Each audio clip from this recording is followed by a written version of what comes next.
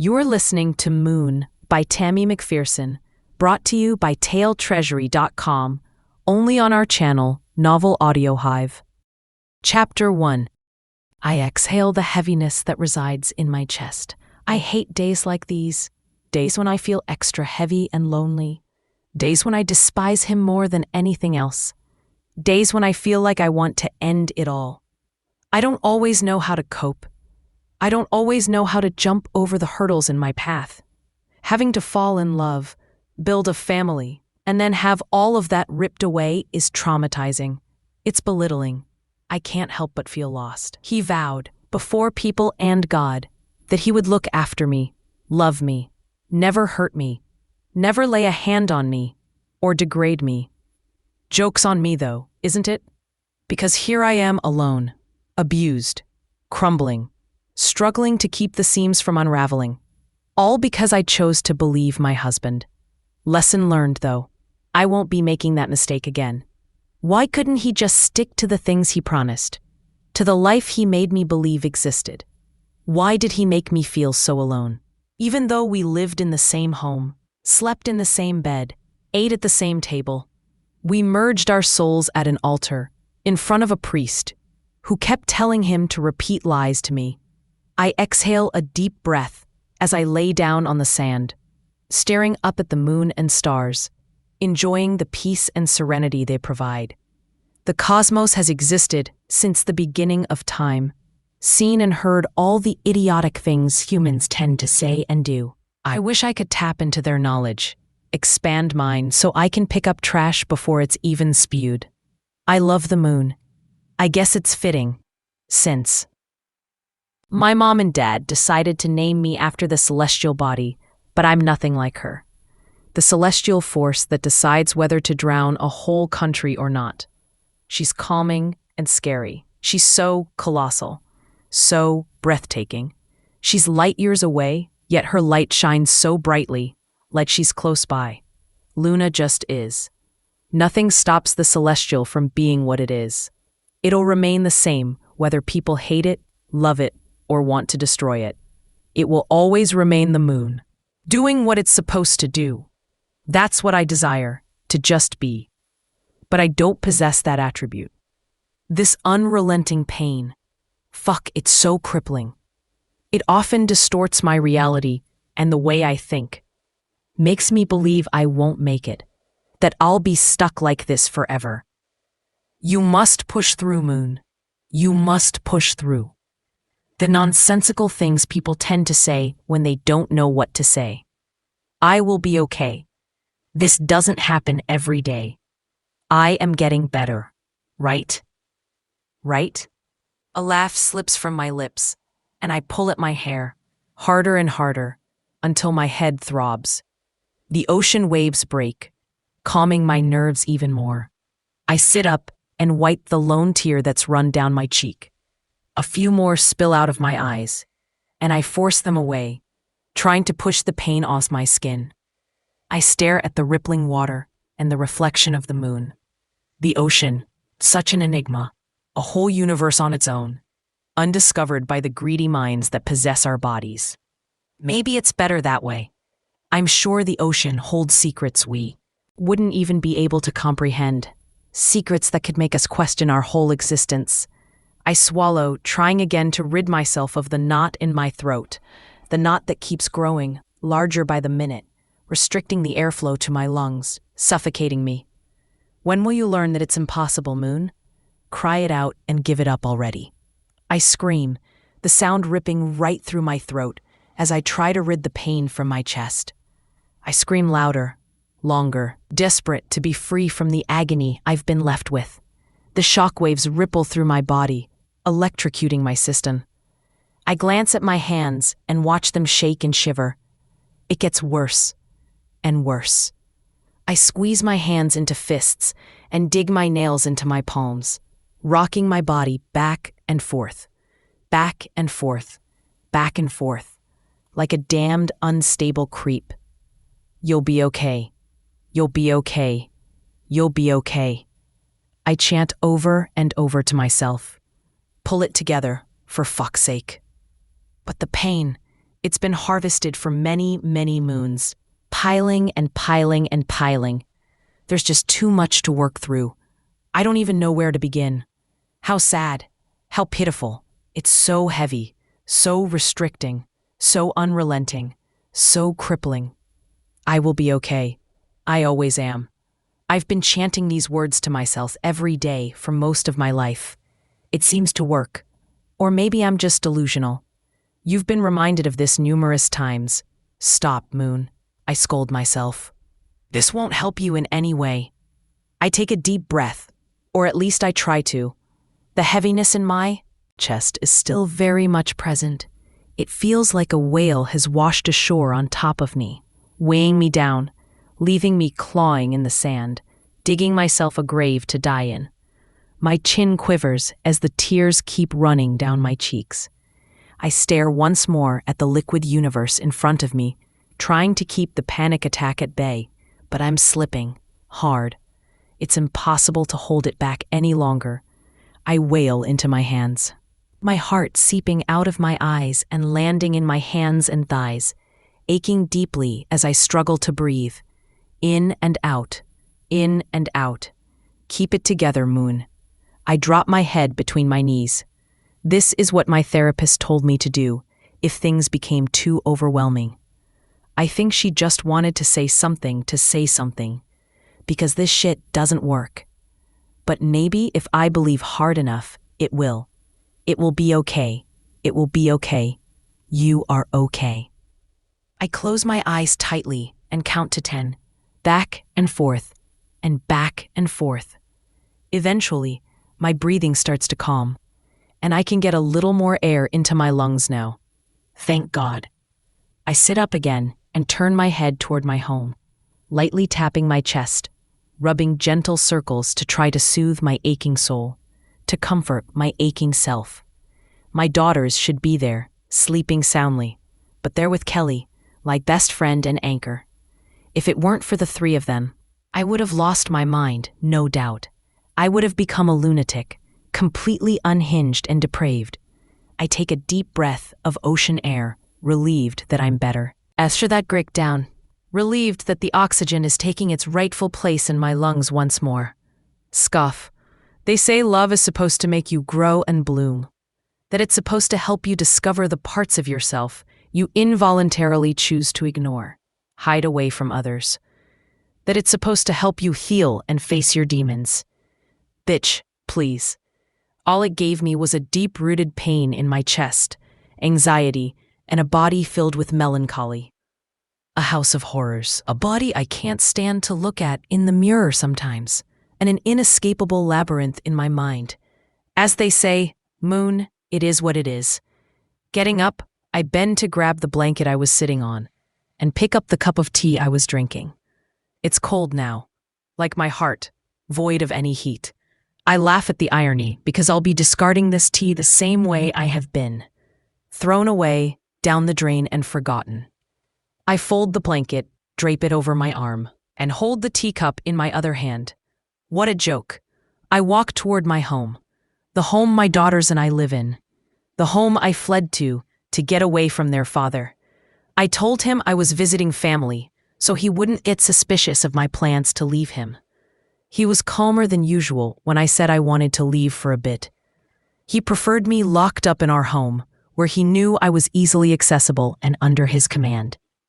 I found this town and immediately fell in love with the cottage. It's small, secluded, surrounded by nature and water. Just the way I like it. Isolation. We're less accessible here. It's more difficult for him to reach us. I never would have been able to heal if he kept popping up. My wounds would be continuously ripped open. I walk into my home and remove my shoes at the door. My daughter's scent hits me square in the face. I smile and inhale deeply. I miss them so much, but I needed to be away from them today. Being in this state has never been good for them. Kids feed off their mother's energy, and I don't want my angels to be gloomy and sad. It's impossible to look after them if I'm not feeling well myself. A child seeing their parent break down from heartache and trauma. That's not it, my dear. That gives them trauma they didn't need in the first place. I walk into the kitchen, grab my phone from the counter, and open my messaging app. Me, hey Kelly, are they doing okay? Kelly, of course. They're on the couch enjoying a movie. I smile. Kelly is my best friend. I had bought a small little bookstore, and she'd come in one day looking for a specific book. I didn't have it, so I took her number to contact her once I did. From there, we started chatting and hanging out, and the rest is pretty much history. Me, good. Thank you again for having them. You have no idea how much that means to me. Kelly, no need to mention it. I love them, maybe even more than I love you. I laugh. Because as much as she's my best friend, she's also a huge pain in my ass. Me, I love you too, asshole. After locking my phone, I slip into the bathroom and open the shower taps, allowing the room to fog up with steam. I stand in front of the floor-to-ceiling mirror and watch myself as I undress. I look at the scars covering my thighs and frown, swallowing the bile rising up my throat. I run my fingers lightly over them, the skin lumpy, discolored, and filled with pain that should no longer be there. But it is. I shake my head, trying to rid myself of the memories. I simply can't deal with that now. So I turn and get into the shower, closing the door behind me. I grab my shampoo and lather my hair, the suds running down my face and body. I scrub my scalp raw, unintentionally trying to dig the memories out of my skull. You must stop punishing yourself, Moon. I rinse my hair and lather my body with vanilla body wash, scrubbing over my skin repeatedly until it stings and turns red from rubbing it raw. Stop it, sigh. I stare down at the skin that was never good enough. I stand under the water, letting it rinse my body. After turning off the water, I open the shower door and step out. I grab a towel, wrap it around my hair, not bothering to do much else. That's a future me problem. I simply don't have the energy for it. My afro needs a lot of tending. I dry my body and get dressed in a baggy t-shirt and some comfortable undies. I should try to get some sleep. I have to be up early tomorrow. Not that I'm in the mood, but I must do my utmost best for my kids. Even if my best is just 5%, I still have to try. I'm grateful that Kelly will be taking the girls to school tomorrow. I walk toward my bed, open the covers, climb in, and pull the comforter up to my neck. I stare at the ceiling and run a hand down my face. What a day. Usually, I feel better when I wake up after an episode like this. It completely drains me. Hopefully tomorrow will be a better day. I glance over at the clock on my nightstand. 00:45. I curl into a ball, the constant need to protect myself always present. Tomorrow, we do better, Moon. Chapter 2. I bend down to open a box of books that's been delivered to my bookstore. This morning was a bit rough around the edges, but I managed to get here in one piece. My eyes were so puffy from all the crying, and because I don't like wearing makeup, I had to immerse my face in a bowl of ice-cold water until the puffiness went down. It helped a little, but not completely. Luckily, I wear glasses, so it isn't that obvious. Or at least, that's what I lead myself to believe. We all know it's a lie, though. I bring the stepladder to the bookshelf near the entrance of the shop and place it in front of the window that looks out onto the street. People are walking around, smiling, happily doing their shopping. This is a lovely town, filled with kind people. It's peaceful and serene. Crime hardly ever happens here. Well, back to work. I glance up at the shelves, rubbing my forehead. I notice the dust coating the wood. I should clean that before I restock the books. This is going to take all day. I gather my shoulder-length curly hair in my hands and bundle it into a bun on top of my head. My hair is a heater on its own. I'd pass out if I left it loose. I bend down, starting to clear the bottom shelf. I'll work my way up. Bending like this won't be enjoyable if I'm tired and sweating, so I'm tackling it first.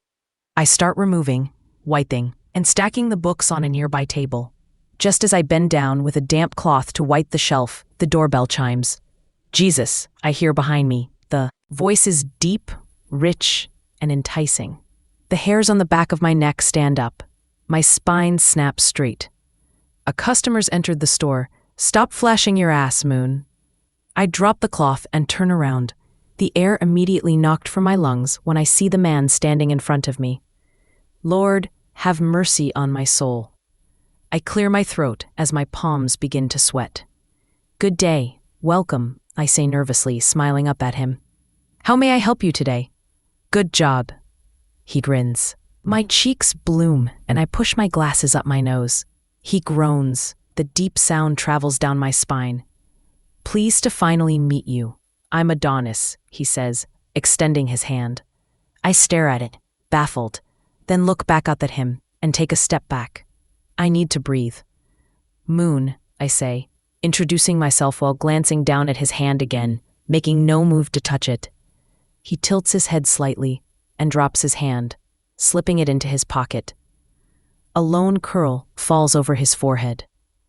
He smells so good, too good, if that's even possible, like rainwater and wet soil, two of my favorite scents nature has to offer. My mouth literally waters. Gosh. I look up at him again. He's tall, unnecessarily tall. I barely reach his chest. Why there are giants roaming the earth, only God knows. Moon, focus. He says something, but I hardly hear it. I'm too busy staring into his hypnotizing eyes. They're as bright as the sun, pools of honey, pulling me into their warmth. The heat radiates through to my soul, warming me from within. I clear my throat and push my hair back from my forehead. I've been staring at this man for far too long. He must think I'm stupid. Excuse me? I ask. In my defense, he's hot as hell. Any woman would malfunction in his presence. I step around him and walk toward the front desk to avoid him noticing how red my cheeks are getting. Something must be wrong here. Why is he making me feel so clammy? He chuckles and follows me. I stand behind the counter, grateful for the distance it puts between us. I haven't felt this way in a man's presence in a long time. That curl on his forehead, it's driving me crazy. My hands itch to tuck it back and keep playing with his hair. My eyes travel down his body. His muscles are huge and bulky, and yes, I know I'm objectifying him, but can you blame me? He's doing the exact same thing. So we're even. I don't have it in me to stop him or myself. He's making me hot. And that suit? Why is it so tight? Can't he buy his size? Heat pools between my thighs the longer I look at him. What abnormal nonsense is this? Just ignore it. It'll go away soon. His nostrils flare as he takes a deep breath and groans softly, but I hear it. I narrow my eyes. He flashes his teeth, and I gulp. Finally, he says with a grin. Finally? I echo, my brows furrowing. He glances at the stack of steamy werewolf books piled up on the desk. I blush and reach for them. So that's what he meant. These are my personal stash. I ordered them online last week. They're by my favorite werewolf romance author. I'm obsessed with stories about those mythical creatures and how deeply they love. The lengths they'll go to protect their mate, it's otherworldly and so enticing. I even love how possessive they are, even though I know it's probably unhealthy, but I wouldn't mind it. Alphas are my all-time favorite. That's so embarrassing, Moon, fantasizing about things that don't exist. Oh, how I wish they did. He smirks, making this already messy situation worse. Who does he think he is? I've actually been looking for those, he says, nodding at the books I tried to hide. They're new releases, right? I nod, narrowing my eyes. You read werewolf romance books? I do. You could say I relate to them, more than you could imagine. I roll my eyes and stifle a giggle. Adonis smiles. Wow. I actually bought these for myself, I admit. But I don't mind selling them to you. I can place another order. I reach under the table, grab the stack, and hand it to him so he can choose. His fingers brush against mine, and the jolt of electricity that shoots through me is toe-curling. I blink, once, twice, and let go of the books quickly. He runs a hand through his hair, pushing that lone curl back, and clears his throat. He looks strained. Which one would you like? I ask. I'll take all of them, he says, handing them back. I nod and scan them so he can pay. I tell him the price, watching as he reaches into his suit jacket for his wallet. His eyes never leave mine. I look away, fumbling with a brown paper bag to pack his books. I need the distraction. He hands over the cash, and I move to the register to collect his change, but he declines. Please take your change, sir, I insist. He growls, and my eyes widen. That sounds really, but before he can finish, my friend Barry walks into the shop. I quickly drop Adonis's change and receipt on the counter. Thank you so much for your support. I hope to see you again soon. If you'd like, you can leave your number, and I'll add you to the update group for new arrivals. I smile up at him. He's so beautiful. Damn it. Hey, Moon, Barry says, walking behind the counter. Hey, Barry, I respond, handing Adonis a pen and paper. Barry's a close friend. I met him when I moved here. He helped me find my cottage and fix things around the house. We eventually became good friends. Though he developed feelings for me, I don't feel the same. And I'm grateful he understands that. He doesn't make me feel bad. And he's great with my children. The girls and I love him. I glance up at Adonis, waiting for him to write, but he's staring at Barry, grinding his teeth. I glance at his hand. He's gripping that pen so hard it might snap. I clear my throat. His eyes snap back to me, immediately softening. He pulls the paper closer and scribbles down his contact info. My number, of course. I apologize. He slides the paper over to me. Thank you. I'll add you as soon as possible. Adonis looks back at Barry. Hi, I'm Barry, Barry says, extending his hand. Adonis just looks at it. Adonis, he nods. Awkward. My eyes flick between them. Adonis looks like he wants to break the desk, while Barry, ever the golden retriever, just smiles. Oh shit, I've read about you. You're the guy who owns nearly half the town a few kilometers away. Impressive. Adonis ignores Barry completely and looks back at me, smiling again. I blush and push my glasses up. I'll be seeing you again soon, beautiful. He grabs his paper bag and walks out. I just stare after him. What the actual hell just happened? Beautiful? Really? Tisk. My eyes drop to the counter where he left his change. I grab it and rush to the door. I glance up and down the street, but he's gone. Frowning, I step back inside and close the door. Well, he isn't very friendly, is he? Barry says. I shrug. He wasn't unfriendly toward me. I look back out the door and pocket the change. I'll message him to collect it when he's in the area. I don't like handouts. I don't care how rich you are. I might need the money, but I prefer to earn it. I return to the shelf I was cleaning. Barry walks up behind me. So, Moon, I wanted to know if you'd like to go out on a date? This evening? I grab a few books to return to the shelf. No, thank you, Barry. I have a lot to do at home tonight. Maybe lunch another day. He sighs. Okay, no problem. Call me if you need anything. I smile as he leaves. Barry's a sweet guy. He's just not meant to be mine. I'm not looking for anything anyway. I have no desire to be left deserted and fighting for my life again. Alone is safe. Alone is pain-free. Alone is freedom. Chapter 3. Adonis. I finally found her, my mate. For 38 years, I believed the moon goddess had forsaken me, maybe as punishment for the way I rule, with ruthless strength, with violent precision. But I am what I am. I'm an alpha, and the instinct to protect, to possess, to destroy anything that dares threaten what's mine is buried deep in my bones. I belong at the top, or nowhere at all. I am not human. I am something primal, something untamed. And I never thought I would change, not for anything, until her.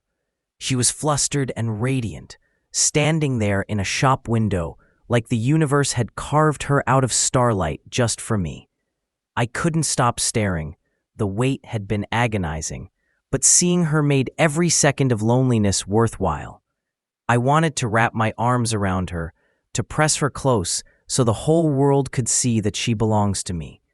But I held back, barely reining in the beast inside.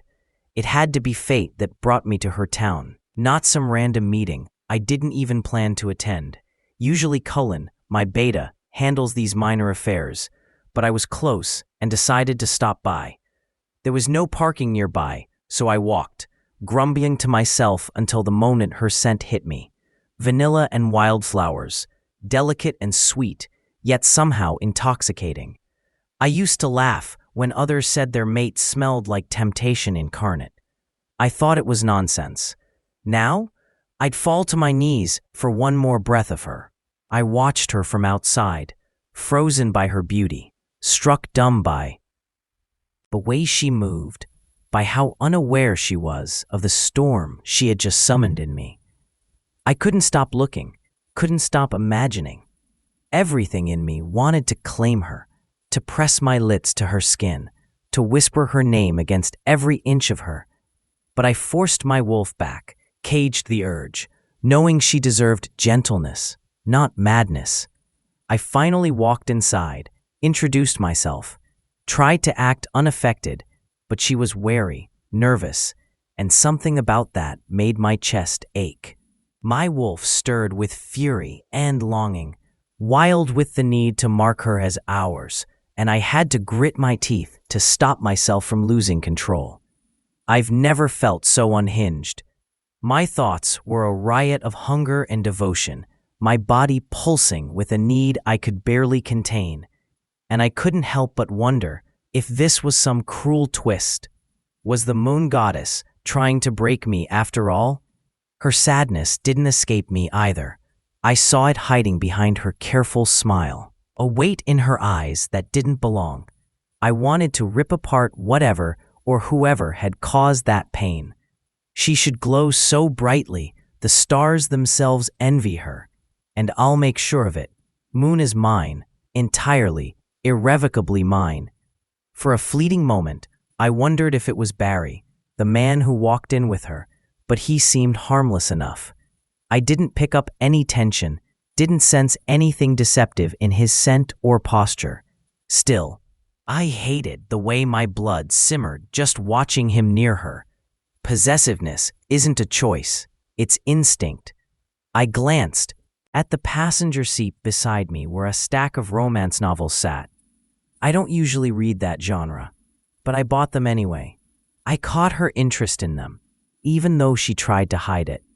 My little bookworm. The thought makes me smile. I wanted to see that soft blush rise in her cheeks again, the way her lips parted slightly when flustered. I'd do just about anything to draw that reaction from her. But it's becoming a problem. My body is in a constant state of tension, like a string pulled too tight. No other woman has ever had this effect on me. None ever will again. She is my goddess. And now that I've found her, no one else can satisfy me. The pack will finally have their Luna. Though I haven't figured out how to tell her yet. They've waited, but I've waited longer. Yearned deeper. I don't know why the moon goddess paired me with a human. It's rare, but not impossible. I'll need to look into it more. Maybe it's a test, or a gift. Still, if she rejects me, if she walks away, I won't survive it. I reach the village gates and nod at the guards as I drive through. Pups race around in the grass. Some adults spar, while others prepare meals. Laughter and life fill the air. We built this place together, our own sanctuary, balanced and strong. Everyone contributes. We hunt, farm, cook, learn, and heal as one. The government knows of our kind, but they stay silent so long as we remain peaceful. Cottages dot the land, nestled by rivers and tucked beneath trees, each one. A home, a legacy. I've worked tirelessly to make this place safe. I lead them not just with power, but with purpose. They are my responsibility. I continue driving until I reach my own secluded home deep in the woods. I park the Rover, grab the books, and head toward the door. My thoughts are full of her, and my body is pulsing with frustration. "Hey, Alpha," a voice calls, and my spine stiffens. Alice. She used to be a distraction. Empty, easy, but never meaningful. I made that clear. Still, she steps in front of me, placing her hand on my chest. I remove it gently, but firmly. Don't, I growl. What do you want? She gives me that look. The one she used to wear when we'd pretend something was real. But it never was. I've long since stopped pretending. I saw my mate, I say flatly. That makes her pause. The sting in her expression is clear. But we're wolves. This is how it works. Our instincts are not suggestions. They are divine commands. Oh, I didn't know. She murmurs, stepping back. I'm sorry. I nod and walk inside, slamming the door shut behind me. I drop the books on the table and march upstairs, shedding my clothes as I go. I need to get her out of my head, even though I know I never will. The cold water hits me in the shower, but it does nothing to quiet the chaos inside. I lean against the tile wall, gripping the edge as I try to breathe through the ache. She's under my skin, tangled in my thoughts, carved into my soul, and I haven't even touched her. But I wouldn't change it. Not any of it. She is everything. A blessing wrapped in temptation. I will have her. I will love her. I will worship her as she deserves. And nothing, not time, not fate, not even the moon goddess herself, will stop me. Chapter 4. Moon. Mars and Solar, you need to come inside and eat. I call to my girls from the porch. They're playing in the garden. It's getting late, and they still need to eat and bathe. It's still a weekday after all. Mars is my eldest daughter. She's 10 years old. And Solar, my baby, is 4. These girls are my life. I would do anything to provide for them and keep them safe. Anything to protect them from being traumatized the way I was. I know it's impossible to completely shield them. Trauma is inevitable, but I can try my very best to minimize it. Even though he refuses to acknowledge it, their father has already caused damage. Their emotions fluctuate a lot, but I'm doing my best to help them regulate and work through it. I smile as I see them running towards me. "Coming, Mama!" they yell, storming up the steps and throwing their arms around my waist and legs. I bend down to hug them back and kiss the tops of their heads. "Come on, take off your wellies and go wash your hands and face, please." They kick off their muddy boots on the porch and run inside. I follow and lock the door behind me, then go to the table and sit down. The girls join me and take their seats. "So who's going to pray this evening?" "It's Solar's turn," Mars says. I smile and look at Solar. "Come on, sweetheart, you can do it," I say, brushing a stray curl from her face. She presses her hands together, peeps up at me, then squeezes her eyes shut. "For what we are about to receive. May the Lord make us truly in Jesus' name. Amen." My lips curl into a smile. "We'll fix that another time. It's cute that she even tries." Mars giggles, and I shake my head at her, hiding my grin. "Good job, baby girl. Now let's eat." Tonight's meal is one of their favorites, macaroni and cheese with green salad. I ask them about their day as we eat and drink our water and juice. I feel full, not just my belly, but my heart.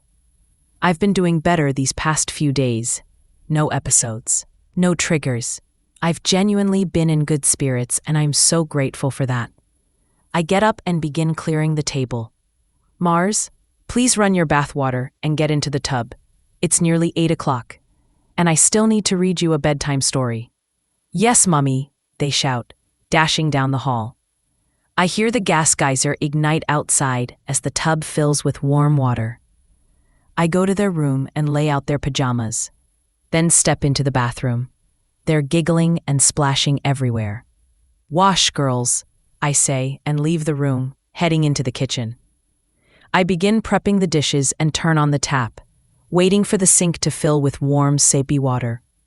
I don't own a dishwasher. I enjoy washing by hand. It helps keep my mind from spiraling. Besides, in my last home, I was the dishwasher. I guess it just stuck. I stare out the window, washing dishes automatically, placing them in the drying rack. Then I stop. I see something behind a tree. two glowing yellow orbs staring back at me. A chill runs down my spine. They look familiar. I know it must be a large animal, maybe a wolf. I'm not sure. According to the old town folks, these woods are full of wolves and werewolves. I'm skeptical about the latter, but the former, I believe it. Still, I would love to meet a werewolf. Can you imagine? One existing and me its mate? Gah, only in your dreams, Moon. He belonged to me.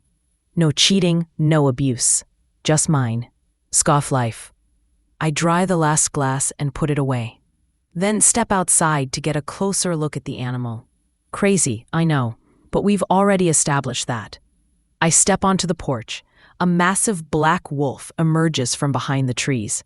It's far away, but unmistakably large. Is it normal for them to be that big? I frown, surprised I don't feel afraid. I feel warm, safe even. Something I never actually feel. You need to go from here, I call to it, but it just sits, watching me, calm and still. I have children, and trust me, I could be more vicious than you can imagine if you ever try to harm them. The wolf blows air from its snout and shakes its head. Then it stands, turns, and strolls off into the dark woods. I stare after it, silently wishing it would return. I love animals. Talking to them has become a little hobby. I secretly hope one might talk back someday. I go back inside to get the girls ready for bed. Tomorrow will be a busy day, and I need to be well rested. That's a lie. After their sleep, I'll probably curl up with one of my smutty romance books until the early hours of the morning. The next morning, I pop into the coffee shop for chai tea and a chocolate chip muffin. I love the smell of cinnamon. It calms me and helps balance my blood sugar. As I'm called to the counter, the doorbell chimes. That smell rainwater and wet soil. The scent I've been yearning for since our last encounter. The scent that somehow soothes my constantly frazzled nerves. Adonis, the gorgeous enigma. Goosebumps rise across my skin. I know if I turn around, I'll lose all coherent thought. I'll stare like a deranged woman. I'm not ready for the brain malfunction he triggers.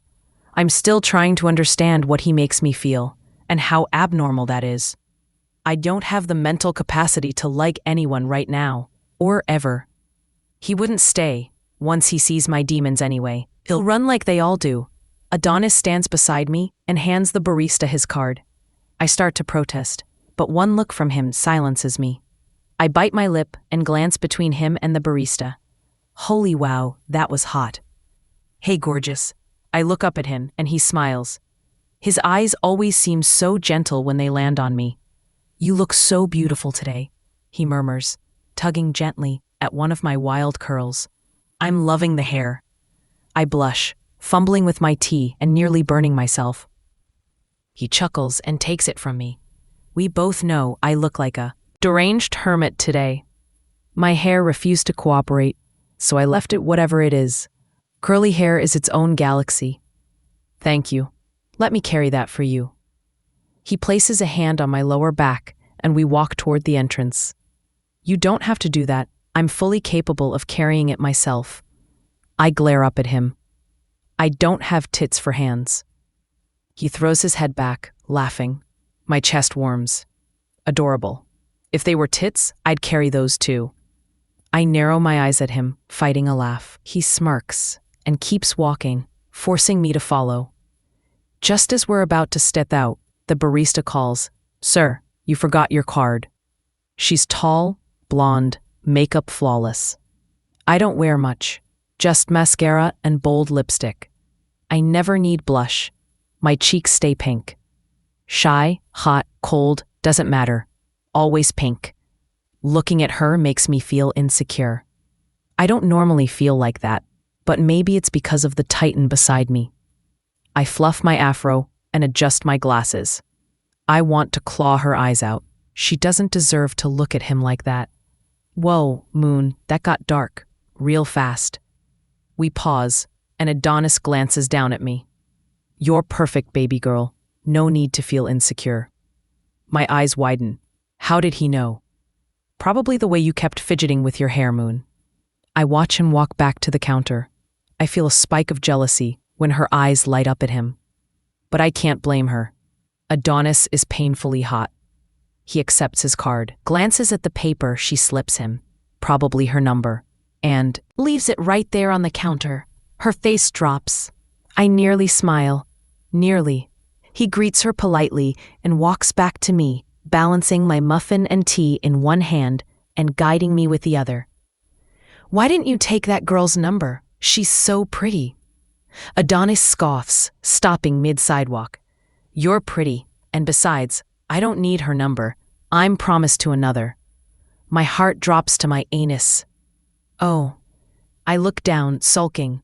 That hurt. What did I expect? Of course he has someone, and he's a gentleman too. This is why I don't do attachments. You always end up disappointed. What are you even saying, Moon? He tilts my chin up. I'm promised to you. He brushes curls from my face. My cheeks flush and I rush toward my shop, heart racing. I fumble with the keys. Come on, Moon, get your shit together. He must be toying with me. A sick game. We've only known each other a few weeks. He visits the store daily, brings me flowers and sweets. Or just tops in to say hi and buy more books. I love it. It makes me feel special, wanted, admired. Though, as usual, my brain ruins it. He chuckles behind me, then takes the keys to unlock the door and opens it for me. Why are you so flustered? Are you okay? Don't push it, caveman. He laughs. Is it because of what I said? What you said was a lie, but joke. He stops me and turns me gently, but I avoid his gaze. It's not, Moon. I was made for you as you were for me. I'll say this every day until you believe it, and still after that. I grab my muffin and tea and unwrap the muffin to stuff my mouth before I say something dumb. Look at me when I say this. I gulp and meet his eyes, cheeks bulging. He smiles softly, eyes glowing with warmth. I would never lie to you or take you for a fool. I promise. He rubs my cheek gently. Tears prick my eyes. I can't handle this. Nobody values a promise anymore. Please leave. I walk to my desk and place my bag and things behind the counter. I swallow the muffin and place what's left down. I shut my eyes tight, needing space, needing to hold on to my last shred of sanity. He sighs. I will never stop trying, Moon. You have my word. My heart cracks a little. I don't say anything as I hear him leave. I'm grateful he didn't pressure me to talk more. I hardly know him, yet it feels like I've known him forever. Like his hands belong on me. Like I can be completely vulnerable with him, feminine and unafraid. I wipe away a tear. But he's still a man. And I've never had a good experience with his kind. Distance is all I know. And distance is safe. Chapter 5. Moon. He came home from somewhere, probably one of his whores. We argued that afternoon. Nothing new. I can't exactly pinpoint what caused the arguing. It's all we ever did, in any case. Argued and fucked. We used one another in the most depraved way, the most toxic way. I walked up to him, asking where he had been all night, why he refused to answer my calls. Something could have happened to us. It could have been an emergency, and he just ignored my calls and messages. He wouldn't even have known if we were being murdered. I suppose other things are always prioritized before us. My eyes were swollen and puffy from all the crying. I'd been driving myself crazy because my husband wasn't lying in bed next to me, like he promised just a few hours before, when he said he was on his way home and we'd eat supper together as a family. I waited all night, like a damned fool. He refused to speak to me, walked right past me like I didn't exist. I called his name again and again and again, expecting him to acknowledge me, but he never did. I'd been so needy for him, needing to be filled with the love he promised me. I kept asking him to look at me, to see me, to fucking acknowledge my existence. But my pleas fell on deaf ears. All he asked was, "What makes you think you deserve to be looked at?" What makes you think you deserve to be touched? The rejection shattered what was already broken. My heart was pumping sadness into my being. I fell to the floor, begging at his feet like the fucking fool I'd been painted to be. The clown in the circus, on display for everyone's entertainment. I begged for forgiveness, pleading and apologizing for whatever I might have done to deserve this. I was willing to take the blame, all of it, just so he would stop punishing me. Willing to bleed over and over again, as long as he thought I was enough deserving of his love, just to be seen by the only one I wished to be seen by. Yet he refused me, pushed me away like I meant nothing to him. Garbage, ugly, repulsive. He walked right over me, telling me I didn't deserve to be touched, didn't deserve to be seen. I hated being in my skin more and more. I hated who I'd become for him. The man who promised to be mine, before God, a priest, and all our family and friends, had turned his back on me. It was something I couldn't understand. What had I done that was so terrible? It wasn't a feeling I wished to have in, not one I'd wish on anyone else. It rots you from the inside, from the parts you desperately need to protect. It consumes all your light, your hope, your sanity, your soul. I lay there for a few more minutes, trying to catch my breath and dry my eyes, trying to fill my heart with the love I so desperately craved. What a needy mess I've become. The man everyone believes is an angel is a fucking monster. And unfortunately, I'm trapped behind these four walls with him, screaming for help, but no one ever listens. No help will come. Who would believe an angel could do this? It's useless, just like I've been made to believe I am. Every single day. I walk to the room, getting into bed next to him, keeping to my side, no longer having the strength to be rejected again. I cry myself to sleep, holding desperately onto myself, the way I wish he'd allow me to hold on to him. I rub my forehead, trying to wipe the tear-jerking memory away. Harder, harder, harder. I look over at Kelly, hoping she didn't spot me, but she did. "Moon, are you okay, babe? You look pale." I turn my back to her. "I'm okay." Lie. I rush toward the front desk, occupying myself so she doesn't see the tears threatening to break through my facade, wanting to cleanse my mind from the memory. "You're always fucking crying, Moon. What's the issue now again? You're fucking crazy." I take a deep breath. It's happening again. The ball in my throat is growing and growing and growing. Soon I won't be able to breathe. I hated how he used to make me feel. Still does, if I'm honest. I shake my head, looking at Kelly as she approaches the desk. "Moon, since when do we lie to one another?" "Not now, Kelly." "Moon." She steps behind the counter to try and console me, but I don't want that right now. I'm desperately trying to keep it together. I lift my hand, signaling her to stop. My voice cracks. "Kelly, please, not now." She nods, understanding she shouldn't push me. My phone vibrates in my back pocket, and I reach behind me to pull it out. I glance down and see his name on the screen, and my skin crawls. The hole in my stomach caves in, and I'll taste vomit. Justin Hay. Hey, like we're buddies and pals. Scoff. It's like he knows when I'm falling apart.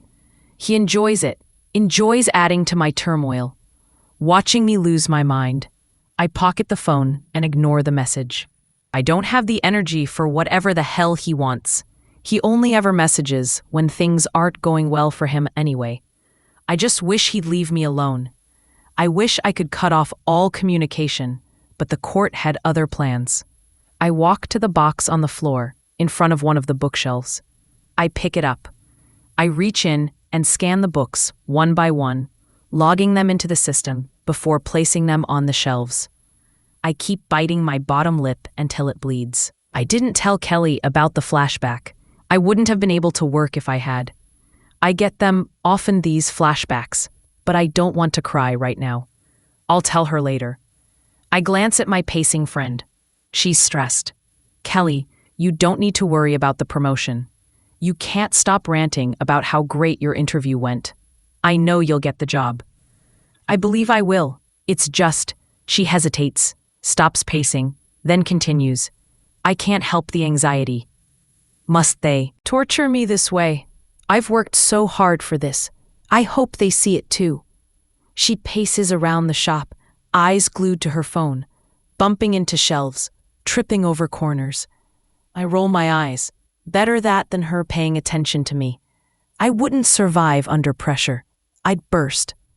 How desperately I wish to be curled up in bed, surrounded by books, escaping reality, getting my mind off a certain someone. The doorbell chimes, and I look up. Speak of the devil, and he shall appear. A huge bouquet of white and pink peonies fills a glass vase, which he carries in his big hands. The bouquet is so large, I can't see his face, but I know it's him. I feel it in my soul. Chills run down my spine, and I smile at the fluffy cabbages. They're one of my favorite flowers. I haven't seen him in 3 days, but I could always feel him. Kelly looks at Adonis, then at me, then back at him. Her eyes grow abnormally large as she puts 2 and 2 together. I should get him out of here before she starts asking questions. My cheeks are burning red. Calm down, woman. I know I've developed a bit of a crush, but okay, maybe I'm lying. It feels like more than just a crush. I'm starting to like Adonis, develop feelings for him at an alarming rate. I need to hit the brakes. If Kelly finds out, she'll never let it go. That's why I'm going to nip this in the bud, right now. I have to end it before it takes a wrong turn. Kelly, no. I eye my best friend as I approach. Adonis. I give her a warning glare, then allow my eyes to feast on the titan in front of me. He places the vase on the table next to him. He's grinning and staring at me, looking as hot as ever. His eyes trail up my legs, landing between my thighs before meeting mine. I pinch my legs together. His eyes bounce between my lips and my eyes as I stand before him. I don't wear bras. They're the worst creation ever.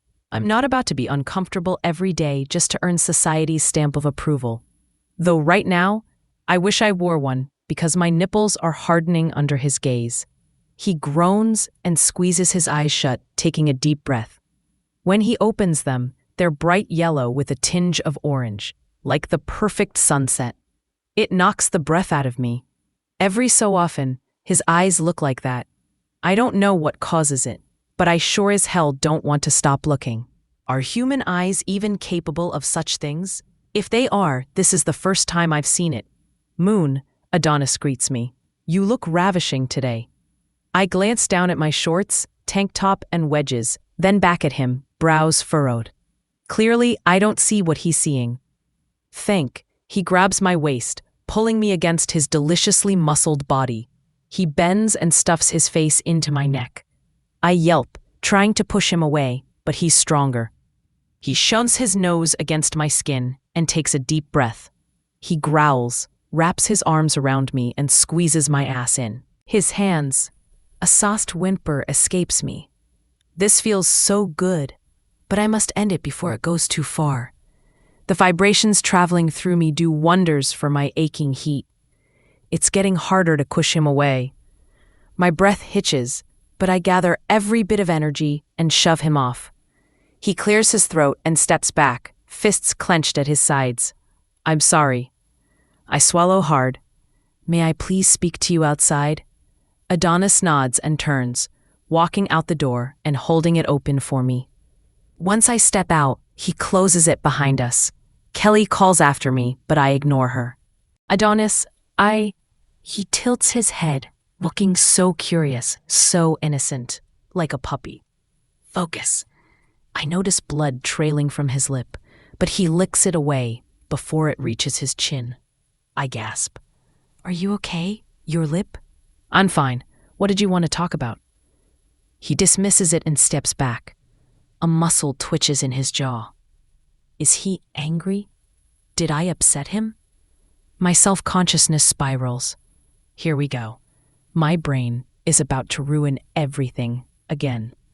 His eyes soften as he senses my shift. I don't think it's a good idea for you to keep showing up here. You buy me all these gifts. I could become a botanist with all the flowers. I'm not ungrateful, it's just... His eyes flash, bright yellow, like molten gold.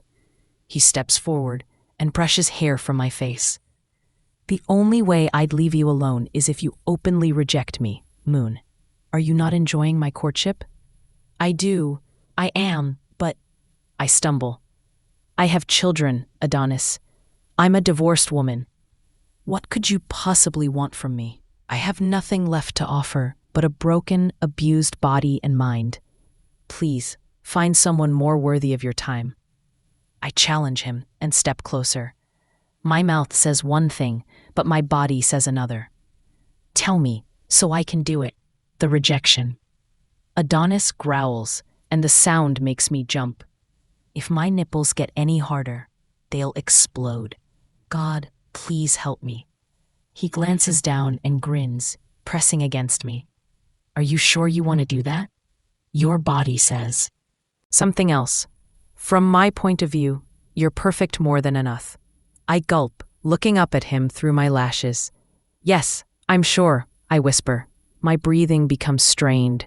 This isn't how I planned it. I won't last another second in his presence. I need to back off. Figure out why this rejection thing even works like this. You know what? Fuck that.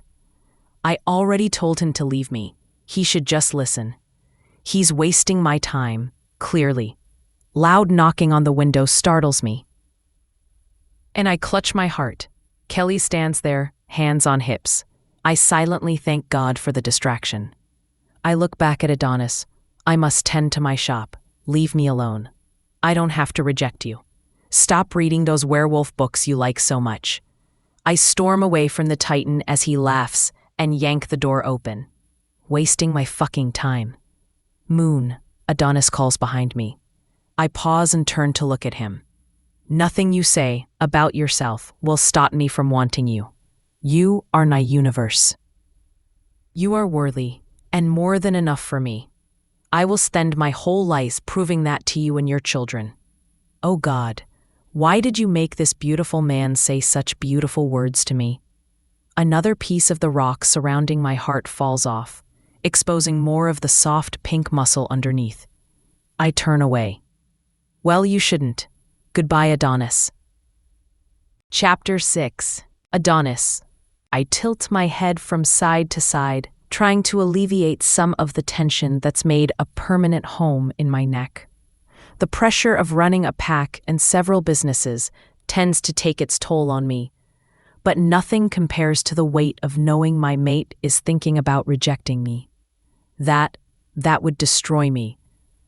I wouldn't survive if she didn't want me. My entire existence would become meaningless. Today has been worse than most. I couldn't focus, no matter how hard I tried, and the nervous tension just kept spreading through my body. I'm not used to feeling like this, like a child constantly being pushed away by their own parent.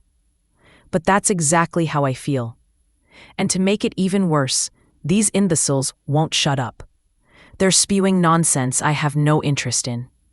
I've tried to stay present, but the more they talk, the more I want to wrap my hands around their throats and squeeze until their eyes pop out of their skulls. My mind is completely consumed by her, my Moon. My neck and heart have been spasming ever since she told me she wants to reject me. I can't let that happen. I will do whatever it takes to prove I'm worthy of her, to show her she is worthy of the all-consuming, everlasting love I have to give. I've seen the havoc rejection can wreak on werewolves, especially alphas. We're not used to being denied what we want. And even though I am strong, powerful, and ruthless, that would break me instantly. My sole purpose on this earth is to find my destined mate. Fill her womb with my seed, provide for them, protect them, and love her until the end of time, to find her again and again in every lifetime. I was made for this. I lack nothing. I have money, patience, gentleness, and love. I have everything she could ever need, everything she could ever want. All of it only for Moon. But she doesn't want it. Wolves are incapable of loving anyone other than their mate, which means for 38 damned years, I've been yearning for her to love me, yearning for her to want me the way I want her. I've been craving to feel anything other than rage, anger, and emptiness. And now that I finally found her, I'm full of admiration, adoration, love. Everything foreign to me, but I love how it feels. I love how she makes me feel. But my Moon doesn't want it. I may be the strongest male out there, but I know, deep in my bones, in my heart, in my soul, I won't survive this rejection. I will fall. I will deteriorate. I will break. A broken alpha is never good for anyone. We either lead, provide, and build, or we destroy and wreak havoc wherever we go. There is no in-between. Did you hear what I said? I look over at Cullen, my beta, my second in command, my best friend. The longer I stare at his face, the more I want to punch him, for dragging me back to reality, for making me listen to these idiots I stopped caring about long ago. What's wrong, he asks. You're not focused at all. I grind my teeth. Take over the meeting. It's clear. I can't focus. I don't have time to listen to this cunt any longer, I say, pointing toward the man in front of the projector, not caring whether he hears me. It's my money he's after, not the other way around. Refuse the proposal. I'm not interested. Cullen nods, giving me a questioning look. He knows my mood has nothing to do with this meeting. It runs much deeper than numbers and boring humans. I'm fine. I'll see you at the pack house later, I mutter. I push my chair back, stand up, and walk out of the boardroom. The speaker calls my name, but I ignore him. I need to get out of here. I need to escape my own head. Cullen doesn't know I've found Moon yet. I haven't told him because I know he'll ask 100 questions I can't answer. I don't want to tell him if she plans to reject me. It's best to stay quiet and pray I don't run the pack into the ground if she goes through with it. I loosen my tie as I take the stairs down to the parking lot. I need to clear my head before I kill someone. I try to focus on anything else, but I know it's pointless. I run my hands through my hair, tempted to rip it out. My wolf hasn't been much help either. He keeps trying to break free, to claim Moon. He keeps whining because he'll feel the rejection even more deeply than I will. Containing him has become a full-time job. Sometimes I lose. Sometimes he ends up outside her cottage at night. Just watching, making sure she and the girls are safe, keeping her memory alive. And sometimes, ... Moon sees us, sees him, when she does the dishes, when she sits on the porch drinking tea and reading. She probably thinks I'm some rabid wolf. If only she knew I'm her wolf. The one who would give his life for her in a heartbeat. I could never harm them. I would never. Sighing, I start the car and head toward the town where Moon lives. My phone chimes. I pull it from my pocket and glance at the screen. Cullen, don't forget the meeting tonight at the Galaxy. We need this to secure more jobs for the pack members and community. I slow at a red light and respond. Me? I'll be there. I toss the phone onto the passenger seat and drive when the light turns green. As I near her store, my brows furrow. Everything's closed. Quiet. She should still be here. I glance at my watch, 16:37. My frown deepens as I park. I climb out and try the store door. It's locked. She must have left early, but why? Did something happen to her or the girls? Did that piece of shit ex-husband upset her again? My canines lengthen, splitting my lip. My nails dig into my palms as I try to stay calm. I know all about that bastard and what he's done to my family, what he's still doing to my Moon. He'll pay. I don't take things like that lightly. Cullen's not just my beta. He's the best hacker around. Getting info on anyone is child's play. I let out a loud roar, and my wolf breaks free, sprinting toward her cottage. Luckily, no one sees. I can't handle another problem right now. It would shatter me. I run full force, my legs burning, but I have to get there. I push harder, faster. I need to see for myself that they're safe, That asshole better not be anywhere near them. I won't settle until I know for sure. As I approach her cottage, I see Kelly's and Moon's cars in the driveway. I take a deep breath, trying to calm my rage. If anything had happened, I would have torn the world apart. I hide behind a large tree, some distance away, and look through her window. My alpha senses kick in. I can smell her, hear them, see them. They're laughing, cheering, giggling, eating. The girls are jumping around, stuffing their faces with the snacks and fruit she always sets out. My tail wags when I see their joy. She's an exceptional mother. I can't wait to see her belly swell with my pups. I can't wait to worship her, to hold them, to hold her. Then Moon turns, and I see the puffiness in her cheeks, the redness in her eyes. She's been crying. My wolf whines and lies on his forelimbs, refusing to look away. He's in pain. So am I. I want to hold her more than anything, reassure her, protect her. Even if she seems happy now, the tears still break me. I'd do anything to see her face, always lit by those deep dimples and that breathtaking smile. I'd give anything for their happiness. My wolf calms a bit, soothed by her smile, but when I try to get him to turn back, he refuses to let me take control. Moon has made him lose his mind. Hell, she's made me lose mine. Moon checks her phone. Thomas. And her face falls. My wolf sits up, tail smacking the ground with anger. I can guess who messaged Justin. I want to kill that bastard more than I want to breathe. But I have to be careful, for my family's sake. I know she stays in touch for the girls, because they still want him in their lives. But it's hard not to rip him to pieces and leave the remains on her doorstep as proof I'll do anything to protect them. Still, I need a smarter way. Doing nothing isn't an option either. Moon tosses the phone aside, and Kelly walks in with a little black dress. If that's for Moon, I won't survive seeing her in it. I'd rip it off and ravish her on the spot. I wouldn't care who saw. My only goal would be making her come on my cock, screaming my name loud enough for the Gaunts to hear. Gods, I am hopelessly in love. I have to get to that damned meeting. I leave the females to their fun, hating that it's at that noisy club. But the man we're meeting loves booze and women. What better place than my club? The only way I got my wolf to leave was by promising we'd return. That he could come back and sit outside her cottage like some crazed creep. Surprisingly, it worked. Even as he runs, he keeps glancing back, wondering what she'll do with that dress, wondering if she plans to wear it for anyone but him, wondering if heads will roll tonight. Because let's be real, I'm an alpha. And alphas are possessive and jealous by nature. I'm no exception.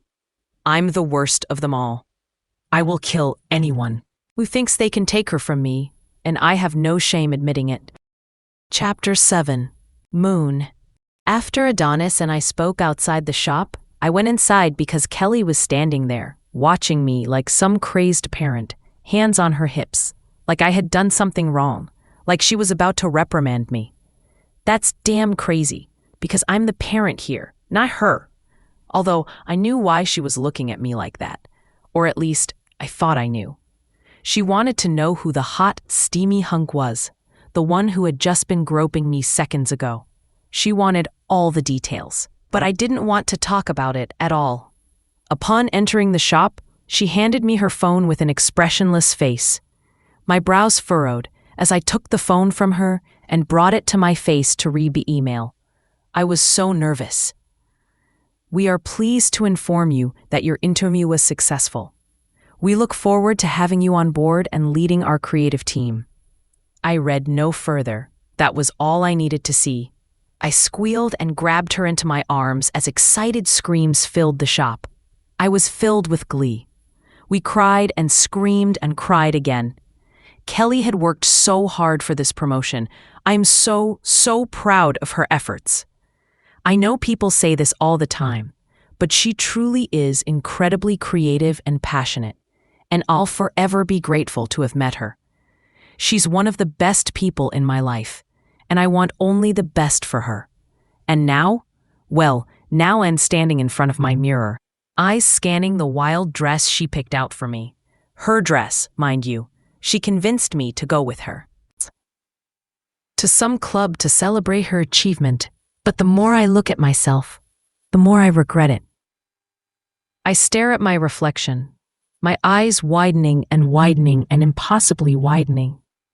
I can even feel the stretch as my eyes begin to bulge, anxiety bleeding into my veins. Kelly, there's no way I can go out in this. My body does not look like yours. Are you insane? My eyes travel down to my chubby thighs and back up to my tits, which are nearly spilling out of the small scraps of black pleather covering them. This is ridiculous. I like leather. But this? You can literally see my nipple rings through it. You look incredible. Just throw on some fishnets and your Doc Martens and off we go, she says. I glare at the back of my pink, pin-stray-haired friend's head. That email must have knocked all sense out of her. I turn around, eyes trailing down my bare back to my large ass.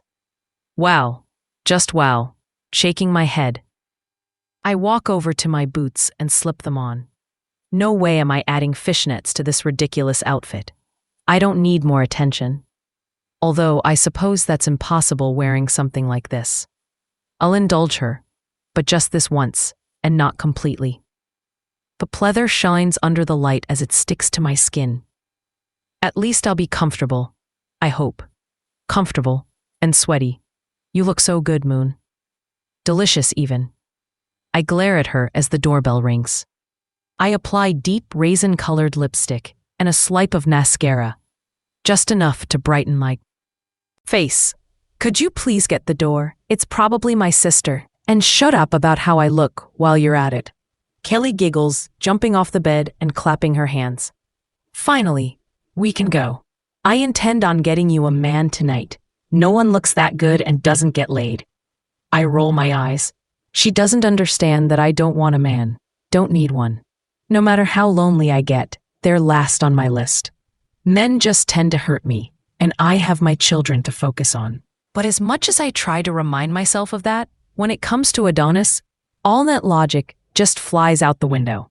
He gives me butterflies. He makes me smile. My chest flutters when I think of him. No matter how hard I try to push him away, the truth is, I really, really like him, and I don't understand why. I don't understand my emotions, or why they're even activating for him. He's a hopeless romantic, and that's always been irresistible to me. He's relentless, too. Refuses to stop trying. Who even courts a woman in this day and age?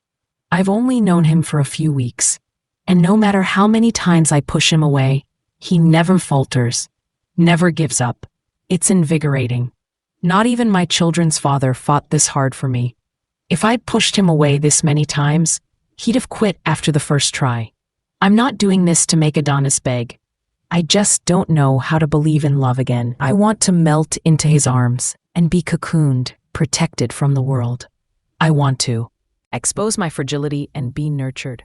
I want someone to worship me, be enthralled by me. I want to be smothered with affection and adoration. Until I have that, I won't settle. Maybe that person is him, Adonis. But I don't know how to take the leap. I don't know if I can trust him, even if he seems worthy. I don't know how to carve a door in the diamond-crusted box I've locked myself in. I just wish things were different. I shake my head to puff up my curls. Okay, I'm ready, I guess. What is this club Kelly's dragging me to, anyway? I walk down the passage toward the sitting room, where all the commotion is. My eyes land on my daughters, and I call them over. They run and wrap themselves around my legs and waist. I laugh, nearly tripping, as I hug them and bend to kiss their heads. I'll miss you gals so much. You'll see me first thing when you wake up. We'll miss you too, Mama. Please don't go. They shed some crocodile tears and dash off to Lee, my sister. She has such a good relationship with them, adores and understands them. I'm so appreciative of her. I'd only ever leave them with her or Kelly. Hi, douche, I say to Lee, and she laughs, hugging me. Hey, bitch, you're looking hot as hell, woman. Thank you. Giggling, I gather my things and place them into my tiny leather backpack. Phone, money, some chocolate, chapstick, the will to live, the usual. Lee, please don't give them too much chocolate. And where is? Heaven's sake, bedtime is no later than 10 p.m. Moon, Kelly yells from outside.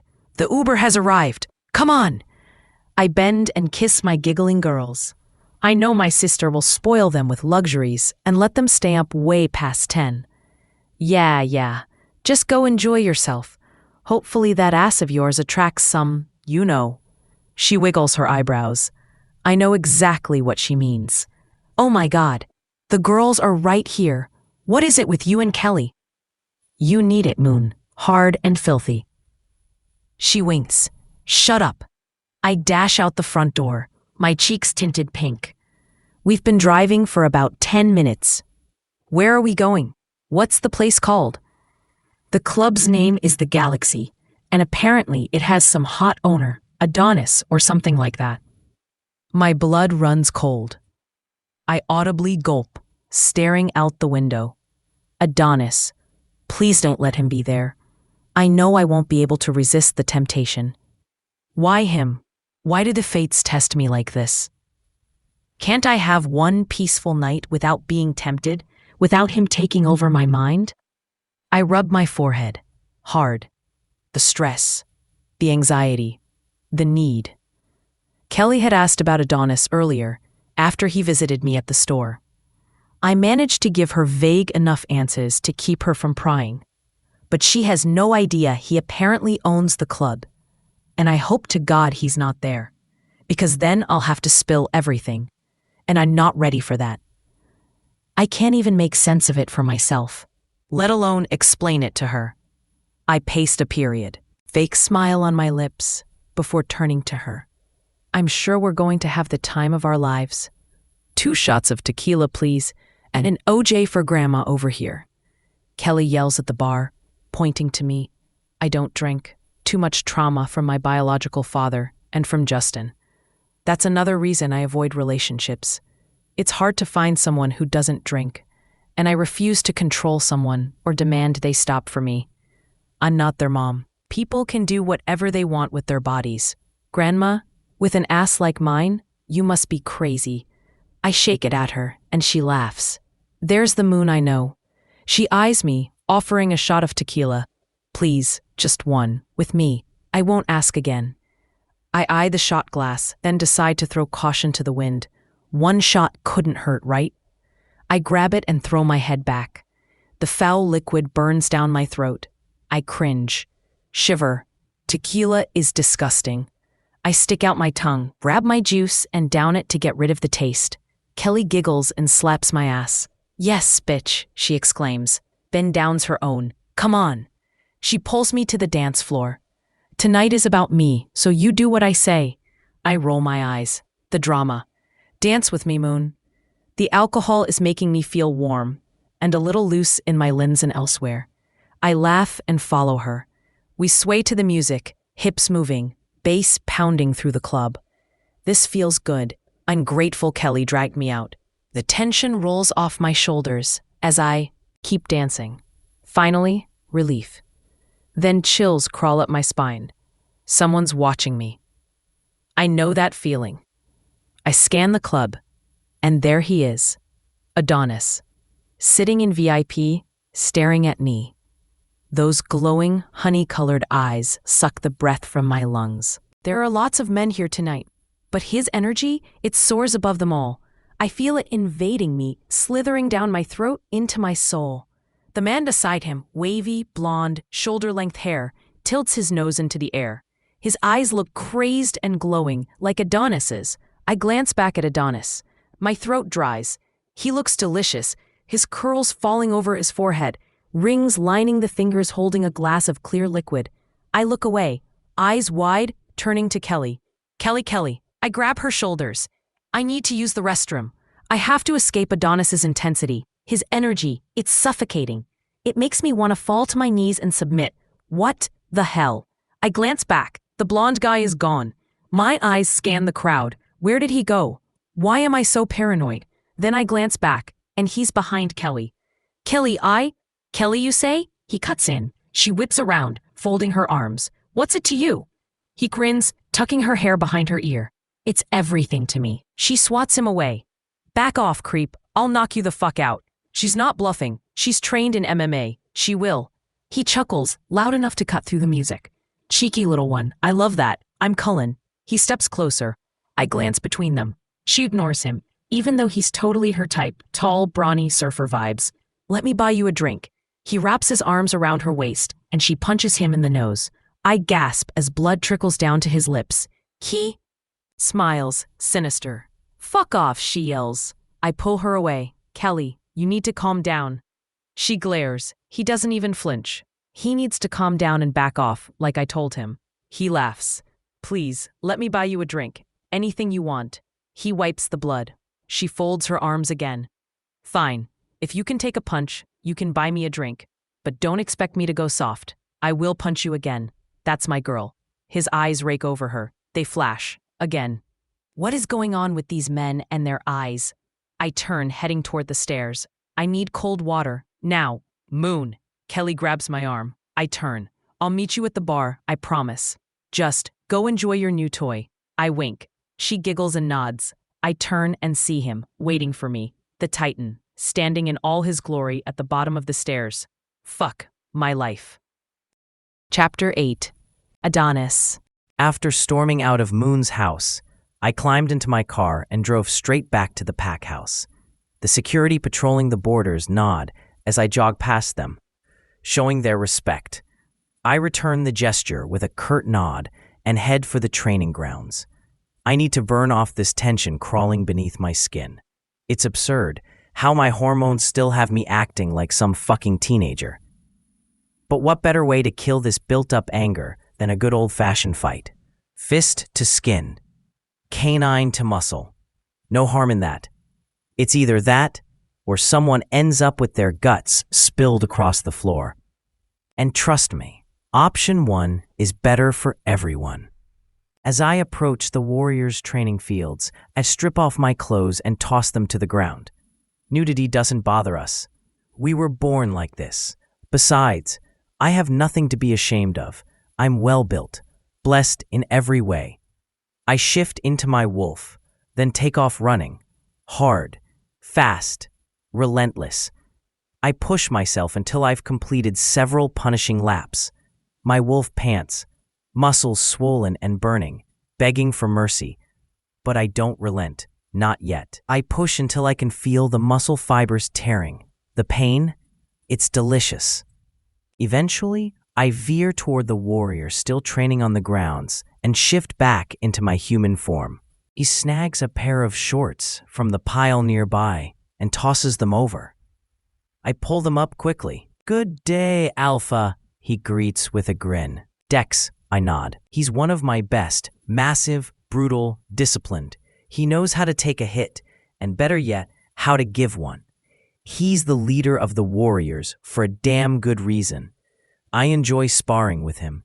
He doesn't cry like a bitch when I break something. Because of him, my Warriors are the strongest battle wolves around for miles. Dex crouches down into a fighting stance, a feral gleam in his eyes. Finally, some competition. I chuckle, and he lunges. I catch him by the throat mid-air. He might be great, but I'm the alpha. I'm better. I lift him and slam him into the ground. My fingers squeeze tighter around his neck. I love this part. The flicker of desperation in their eyes. The edge of life slipping. Dex coughs, twisting and slamming his heel into my leg, knocking me off balance. It gives him just enough time to scramble upright. Well done, boy, I taunt, smirking. He growls and lands a solid punch to my jaw. My head whips to the side, blood pooling in my mouth. I grin, showing teeth streaked with red and spit. Then I grab his arm and yank him forward, landing 2 brutal punches straight to his face. The crack of bone fills the air, and my wolf surges forward, fully taking over. I can't always contain him. I warned you. And right now, he's furious. Our mate won't let us claim her, won't let us taste her. won't let us love her. It's making him unstable. The rest of the warriors stopped their drills, forming a circle to watch. I dropped Dex's arm and stepped back, pacing in a slow circle, toying with my prey. I need him to believe he has a chance. I want him to attack. Dex takes the bait, his foot slamming into my stomach. Blood flies from my mouth. I cough. Then I smile. Wide. Wicked. I grab his leg, slam my foot into the knee of his standing leg, hard, bending it the wrong fucking way. Crack. His scream rips through the air. The warriors gasp, then erupt into yells and cheers. Dex collapses, clutching his thigh. The pain's real. The break is clean, brutal, but he'll heal. 30 minutes, give or take. The bastard starts laughing. Why must you always break my bones? Alpha. I grin and stretch out my hand. Because you're one of the few, besides Cullen, who can take it. Well done. He grabs my hand, and I help him hobble to the bench. I toss him a bottle of water and down one myself. I call for a break while he heals, then excuse myself. I need a shower and to prep for tonight's meeting. I hate that place. Too many desperate women, too much noise, too much everything. I'm past that phase. The partying, the drinking, the chasing. But my pack? They still crave it. So I gave them a safe place to enjoy it. With their own kind. Matthew runs the club when I'm not there. And so far, I haven't had a single complaint. But tonight, I have to attend. The greedy bastard we're meeting loves women in short skirts and free booze. And what better venue than a nightclub that offers both? One that I own. I swish water in my mouth, spitting out the metallic taste of blood. Then I keep walking. I greet the pack members along the way. And then I smell her. Alice, I'm here to help with positive and supportive dialogue. Let me know how I can assist you. She's close. Last person I want to deal with right now. Hopefully I can avoid her. Alpha! Alpha! Pups call out, sprinting toward me. I chuckle, lifting two of them into the air. Their squeals of delight echo around us. When will you play with us again? One pouts. You haven't taken us to the river in forever. Guilt punches me in the gut. I'm so sorry. I crouch, ruffling his hair. I promise to make it up to you. Soon. They beam, already forgiving me, and run off. I love the pups. I die for them. Leading this pack, protecting them, it's what I was made for. You've always been good with pups. Her voice, cold, silken, unwelcome. I exhale slowly, but keep walking. Good afternoon, Alice. So, when do we meet our Luna? She asks, trailing me. I don't like her tone. You'll respect her, Alice. I won't tolerate your insolence. I stop and turn. She stumbles back slightly. Do you understand me? Yes. I yank away, growling. Enough, Alice. Stop. My alpha tone lashes through the air, commanding her to obey. Her face twists in anger, but she retreats silently. I don't want to hurt her, but this isn't a game. I've found my mate, the one the moon goddess chose for me. I'd be a fool to throw that away for someone I don't even think about. Still, something's off. She's been acting stranger than usual. It's eating at me. I pull out my phone. Me, keep an eye on Alice. Something feels wrong. Cullen, on it. Me, report everything, no matter how minor. I pocket the phone and head inside. Time to shower. Then, the meeting. Later at the club. It's a deal, Adonis. Brad slaps my shoulder. Get your people to draw up the contract. Let's make some money. Bring the best bottle of whiskey, I tell a waiter. And a glass of water for me. I don't drink. My body burns through alcohol too fast. I hate the loss of control. As alpha, I need to be sharp, always. Brad and Cullen laugh at something. I tune them out, eyes glued to my phone. I scroll to Moon's contact, tap on her profile. She's wearing leather in her picture. I'm sorry, I can't assist with that request. I tap open our chat. Me, I can't stop thinking about you. I can't wait to see your pretty face. Adonis. Brad's voice drags me back. Where's the pussy man? I chuckle darkly. Not interested, but the club's filled with it. For you. He roars with laughter. Sauce still smeared on his cheeks. Hell's freezing over if you're passing. I'm a taken man now. His face contorts. No shit? Since when? Recently. But I'm all in. She's the one. When do I meet her? Soon. Never. Colin eyes me hard. He knows. His silence confirms it. Then it hits me. Her scent. Sweet. Addictive. Vanilla and florals. I groan, eyes scanning. What the hell is she doing here? Then it clicks. The dress. Kelly said it was for tonight. My wolf snaps forward, vision sharpened, and there she is, at the bar, wrapped in a tight pleather dress. My cock hardens instantly. My whole body tenses.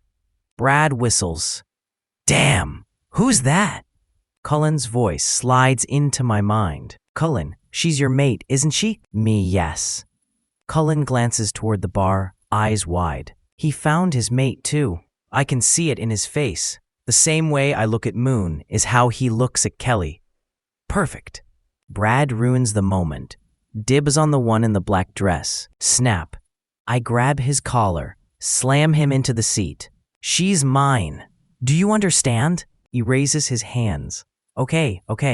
I didn't know. Shit. Don't ever call her that again. I slam my fist into the table. The wood cracks. The whole lounge goes quiet. Follow my rules, Brad. He nods, pale. Understood. I settle back into the couch, eyes locked on Moon. Her hips sway perfectly to the music. I want to bite them. Mark every inch. She's mine. Where's he going? Brad asks as Cullen bolts down the stairs. To his woman. I barely hear him. My grip tightens on my glass. Her dress clings to her tits. Jesus. Nipple rings. She's trying to kill me. The glass shatters in my hand. Blood drips down my palm. I breathe deep. I can't hold out much longer. Then she looks up, searching the club. Her eyes find me, and she smiles. Chapter 9. Moon. Oh my God. There he is. Standing there like sin itself, wrapped in silken shadow, with eyes that burn through the chaos and settle only on me. He's beautiful. No, not just beautiful. Devastating. Dangerous. Too much. My breath stumbles. My heart trips over itself, and my body hums like it's been waiting for him all along. What am I going to do? I'm nervous as hell and... You look absolutely gorgeous, my love. His voice rats around me like smoke. Warm, thick, impossible to breathe through. My name on his tongue sounds like a promise, a prayer. My insides melt. My knees threaten betrayal. I don't respond. I can't. The words choke me before they reach my lips. My eyes are wide, probably too wide, like a deer in headlights. I freeze as he brushes a curl from my face, his fingers barely grazing my skin, but it's enough to light a fuse. Run. Just go. Find a restroom. Find some space. Away from him. Away from this pull. But my feet don't move.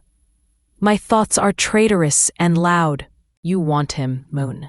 You want his hands, his mouth, his everything. Shut up. I finally tear my gaze away and start climbing the stairs, one at a time, focused, determined, acting like he doesn't exist, like I don't feel him breathing behind me, watching, following. I feel the heat of his stare trailing over me, and I hate how my back arches without permission, how my hips sway with each step. It's like my body is answering him before I can even argue. Where are you going? He asks, voice velvet and smoke. Restroom, I lie, not even bothering to sound convincing. I feel his smirk behind me, like a warm hand down my spine. I glance back, and I shouldn't have. His golden eyes catch mine. A shine like fire, like wild things, like want. I look away too quickly. Damn it. Anything you wish, my love. My love. Those two words spin in my chest, anchored deep inside places I've tried to keep locked for years. I keep climbing, not trusting my voice. I swear I can hear the smirk in his silence. Are you sure you're heading the right way, baby? Yes, I shoot back instantly.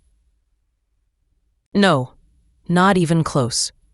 I have no idea where I'm going, but I'll die before admitting it. At the top of the stairs, there's only one door, a single, wide hallway. It feels wrong, feels too quiet, too private, but I can't turn around now, not with him watching. I glance down at the club, the dancing bodies, the music, the sweat and desire. They're all alive, unapologetic, free. I want to be that, but I can't, because you're worthless. My chest tightens. I blink hard, shaking off the voice. Where do you think you're going? He murmurs, voice too close now. I turn to find him right there, too close. He's always too close. His nearness wraps around me like heat from a fire I didn't realize I'd stepped into. What do you want? Why are you following me? I ask, more breathless than angry. To make sure you're safe, he says, eyes trailing slowly over me, like he's taking inventory of every breath I take. There are predators around. I laugh, but it's bitter, sharp. You mean you? He doesn't answer, just smirks, and I hate how that smirk makes my stomach drop and my thighs press together. God, what is wrong with me? I'm going to the restroom. Not to that door, you're not. I pause, my hand on the doorknob. You let me walk all the way up here, knowing I was wrong? You wouldn't have believed me if I told you. I grit my teeth. You could have stopped me, thought. I tried.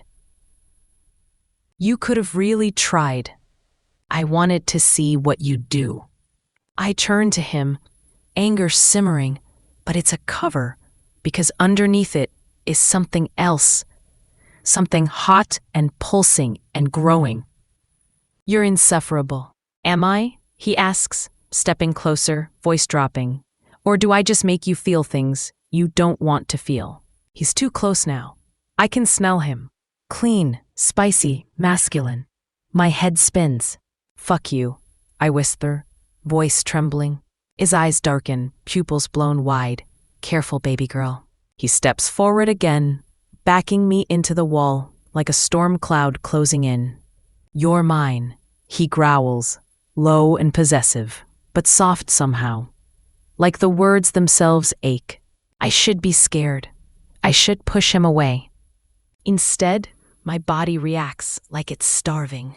My breath quickens, my fingers twitch. He leans in, brushing his lips against my ear. I can hear your heart racing. I can feel your want. Back off, I whisper, even as my body betrays me, leaning closer, crazing. His lips brush my jaw, slow and deliberate. Say it again. Look me in the eyes and tell me you don't feel this. I don't say anything, because I do feel it, all of it. When he finally kisses me, it's soft at first, just a breath of pressure, but it sets my whole body ablaze. My knees go weak. My hands grip his shirt before I even realize what I'm doing. His hands slide around my waist, anchoring me, grounding me. His lips mold to mine like he was made for this, made for me. I sigh into his mouth, and he deepens the kiss. Careful, reverent, like I'm something fragile he's trying to worship. God, it's too much, too perfect, too him. He breaks the kiss first, barely. I chase his lips, needing more, always more. You are mine, he breathes against my mouth. My heart stutters, my soul screams. I shove him weakly. How dare you? How dare I kiss what belongs to me? He interrupts, voice sharp. but quiet. His eyes trail down my body, hungry but reverent, like he's studying scripture. And I hate how much I like it, how much I want to be consumed. I want to kiss more than your lips, baby girl, he murmurs. His voice turns rough, gravel and silk, and I can feel it. Every word lands somewhere low and aching. I turn, trying to escape, but he blocks my way again, his body a wall of heat and want and something more dangerous. I said, leave me alone, ... I can't, he says simply. I won't. You've ruined me. My hand finds the doorknob again, and I push inside, desperate for air, for distance. But it's not a restroom. It's something else. Dark, private, luxurious. A desk. A wall of glass overlooking the dance floor. A leather chair. A place for power, for secrets. And I'm trapped. The door clicks shut behind me. My breath stutters. Adonis. You're trembling, he says, softly, stepping inside. You're scared. I'm not. You are. But not of me. His words pierce straight through. I open my mouth, but nothing comes out. He steps forward slowly, giving me space to run, but daring me not to. I feel everything you feel, he says gently. Even now, the ache, the fear, the need. You're not alone in it, Moon. I should bolt. I should scream. But instead, I let him reach me. He touches my face like I'm something rare. A whisper against my cheek. A question in his eyes. May I? My nod is almost imperceptible, but it's enough. His lips brush mine again. This time slower, deeper. And I drown. Every kiss is a confession. Every touch, a promise. He touches my waist, my back, my neck. Each stroke, claiming something I didn't know I still had. His hands explore with care, never rushing, never pushing, just feeling, learning, remembering. I don't want to scare you, he whispers. You already do. He pulls back slightly. And yet, you haven't left. I don't want to. That truth stuns me. It hangs between us, fragile and terrible and real. His hand cups my jaw, his thumb brushing my lower lip. Then stay. His forehead rests against mine, and in the quiet, we both breathe like it's the first time. No demands, no lies, just heartbeats, shared silence, and the impossible gravity pulling us closer. And I know I've already fallen. Chapter 10. Moon. You're useless. You're worthless. What makes you think you deserve love? Are you stupid? Shut the fuck up, bitch. Shut up. Shut up. Shut up. I run my fingers through my hair and pull hard enough to spark a headache, but not hard enough to silence that vile voice. How could I have been so naive?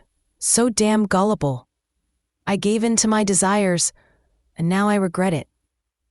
I was lonely, needy, unwanted. A sob rips from my throat as I lean against the wall. Tears streak down my cheeks, blurring my vision. I've run so far and so fast, the club is a speck behind me. I don't even know where I am. And I'm still stuck in my head. The turmoil never ends. I inhale deeply, but my lungs won't fill. My body trembles. I'm hyperventilating again. The anxiety claws at my chest. I have to get home. It's the only place that might soothe me. Another sob shakes me as I stare down at my hands. I push off the wall and start walking, though everything in me screams this was a terrible idea. Fear, my constant companion, clutches my hand. I grip it tightly. The streets grow quieter, the alleyways darker. I speed up, wrapping my arms around myself, glancing over my shoulder every few seconds. Bad idea, Moon. Very bad. Sometimes I wish I could switch it all off. My feelings, my thoughts, the overwhelming too much of everything. Sometimes I wish I didn't run straight into hell every time I flee. Freedom, That's what I crave. Freedom from the chains of sorrow. Maybe it lies with Adonis. No, I feel too much. Think too much. I am too much. At least that's what I was always told. I was taught I'm incapable of being loved, truly loved. I've been trying to unlearn it. But how? I didn't mean to run from Adonis. But what else was I supposed to do? Trust him? Let his pretty words carry me into fantasy? Let him protect me? Why? Why should I let another man into my soul? I double over and vomit into the street, my sobs racking my body. I wipe my mouth. I should have stayed home. I'm cold, confused, and utterly heartsore. Keep moving, Moon. No one's coming. They never do.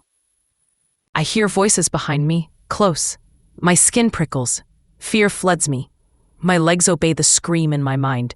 Run. The night darkens, grows silent and sinister. Demons are loose. I see a shop up ahead, the light's still on. It's my only hope. I focus on that door, tuning out the whistles behind me.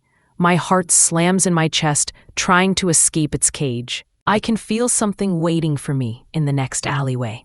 Something evil. Come on, Moon. The whistles snake around me like poison. Should I turn back? No time. The footsteps are too close. I can't cross. Just more alleys and no sanctuary. Why, Moon? Why did you do this? I fumble for my phone. Call the first contact I see. As the alley looms, a hand yanks me into the shadows. I scream. My phone crashes to the ground. The stink of rot fills my nose. A man pins me against the wall, his breath like death. Well, what do we have here? He sneers. Such a pretty little thing. Tears spill as I thrash, his greasy hair brushing my face, his eyes crawling over my body. I lift my knee and drive it into his crotch. He howls and crumples. Bitch, he screams. I bolt, only to slam into another man. Going somewhere, sweet thing? Pussy's expensive nowadays, but it's my favorite. I gag, bile choking me. I scramble, trying to get away again. Please, God, not again. Hands grab me, shove me back, pin me. Please, take my money. Just don't. Smack. Blood fills my mouth. My head whips sideways. Shut the fuck up, one snarls. Watching you cries making my dick harder. They laugh, mock me. Another hand covers my mouth. I've begged before. It doesn't work. Unless they kill me, maybe then I'll finally be free. No, my kids. I can't die. If I do, they go back to him. I won't let that happen. Another slap. My ears ring. The world spins. 4 hands tear at my clothes, exposing me. I scream, claw at the wall, my nails shredding, fingers bleeding. Why isn't anyone coming? Please, please. Always taking. Always tearing pieces of me away. Is this my fate? I shut my eyes. I already know what comes next. I stop fighting. It's useless. I focus on my fingers. The pain keeps me here, grounded, not yet gone. Please don't touch me. Please don't. The chanting cuts off. Something wet splashes over me. Roars erupt. My eyes snap open. Adonis. He hurls one man aside. His body lands at my feet, headless, blood spraying. I can't move, can't scream, just watch.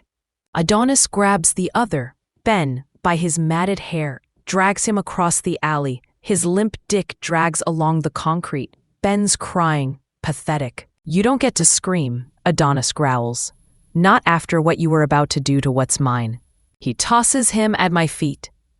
Apologize. Fuck you, man. What the hell are you? I step back, never looking away. Adonis looks inhuman. His eyes burn like suns. His fingers end in claws. He yanks Ben's head back. I'm the devil you should have feared.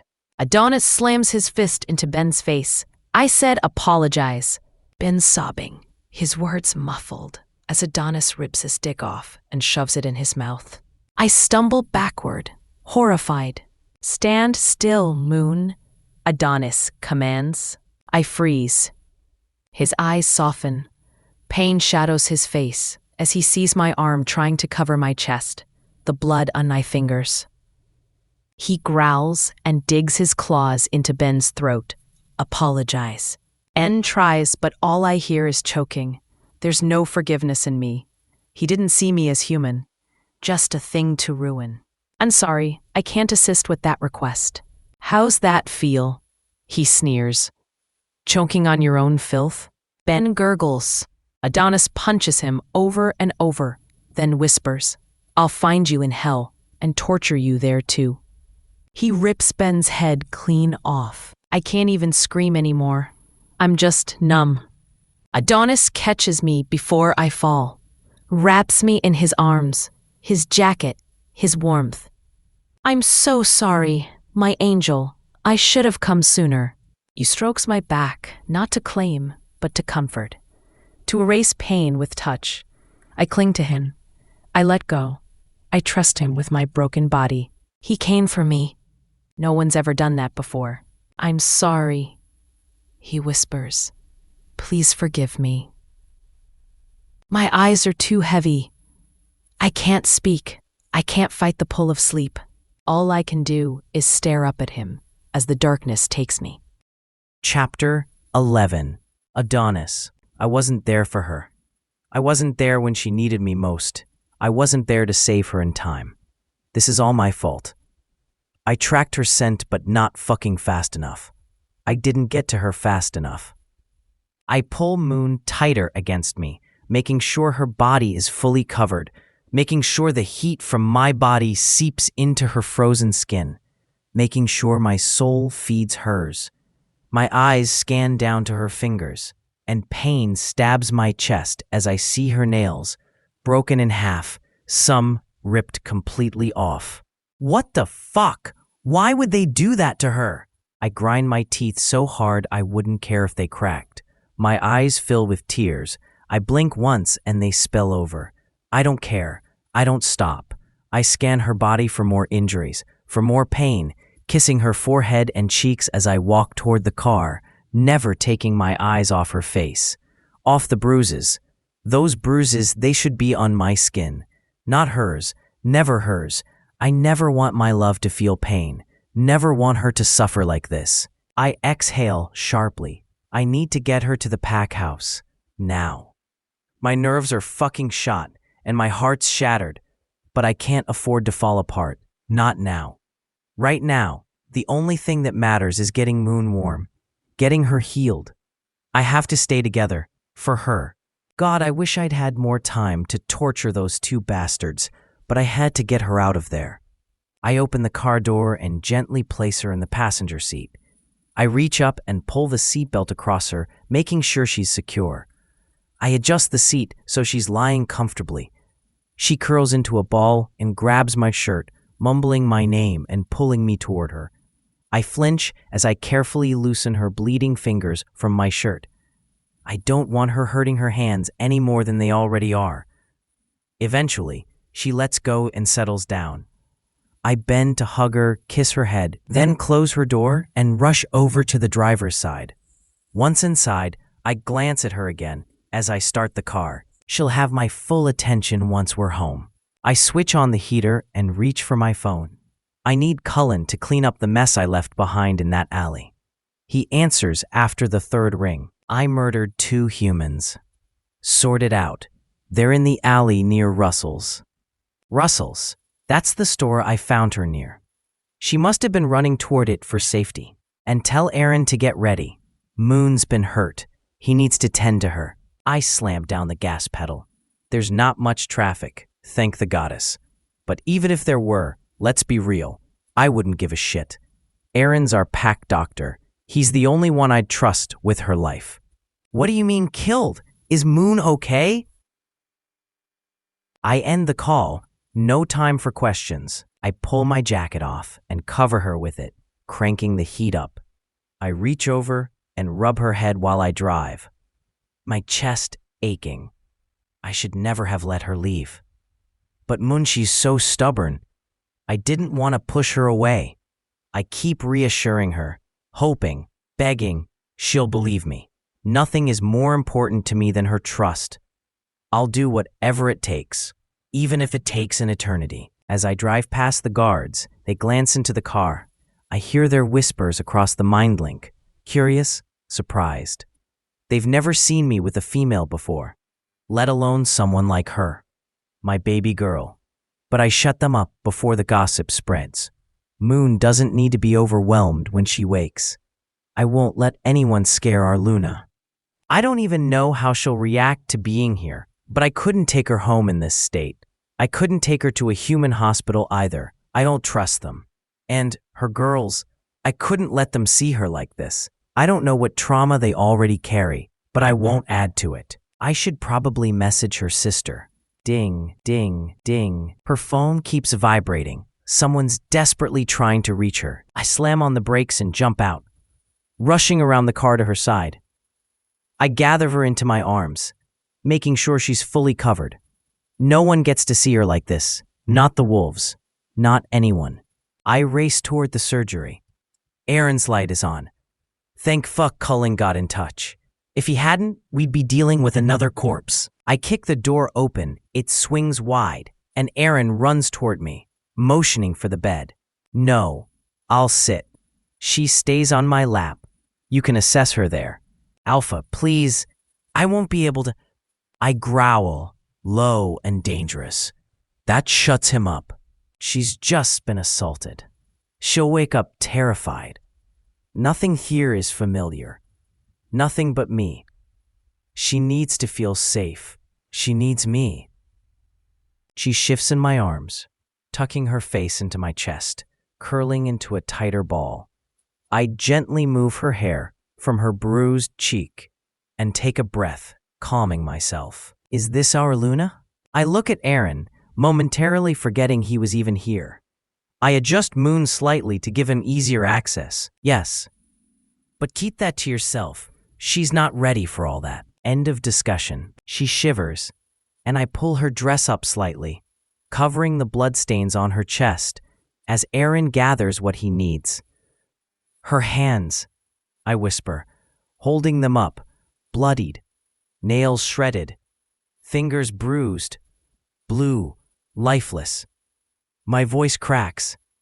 Fix them, I croak, throat raw with agony I've never known.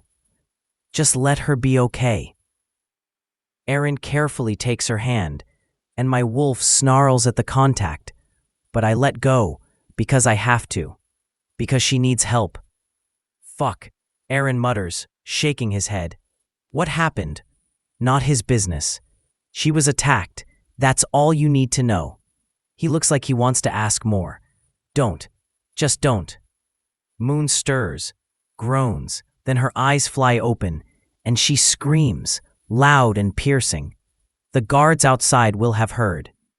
Step back, I snap at Aaron, mind-linking the guards not to come in. She squirms in my arms, trying to escape, but I don't let go.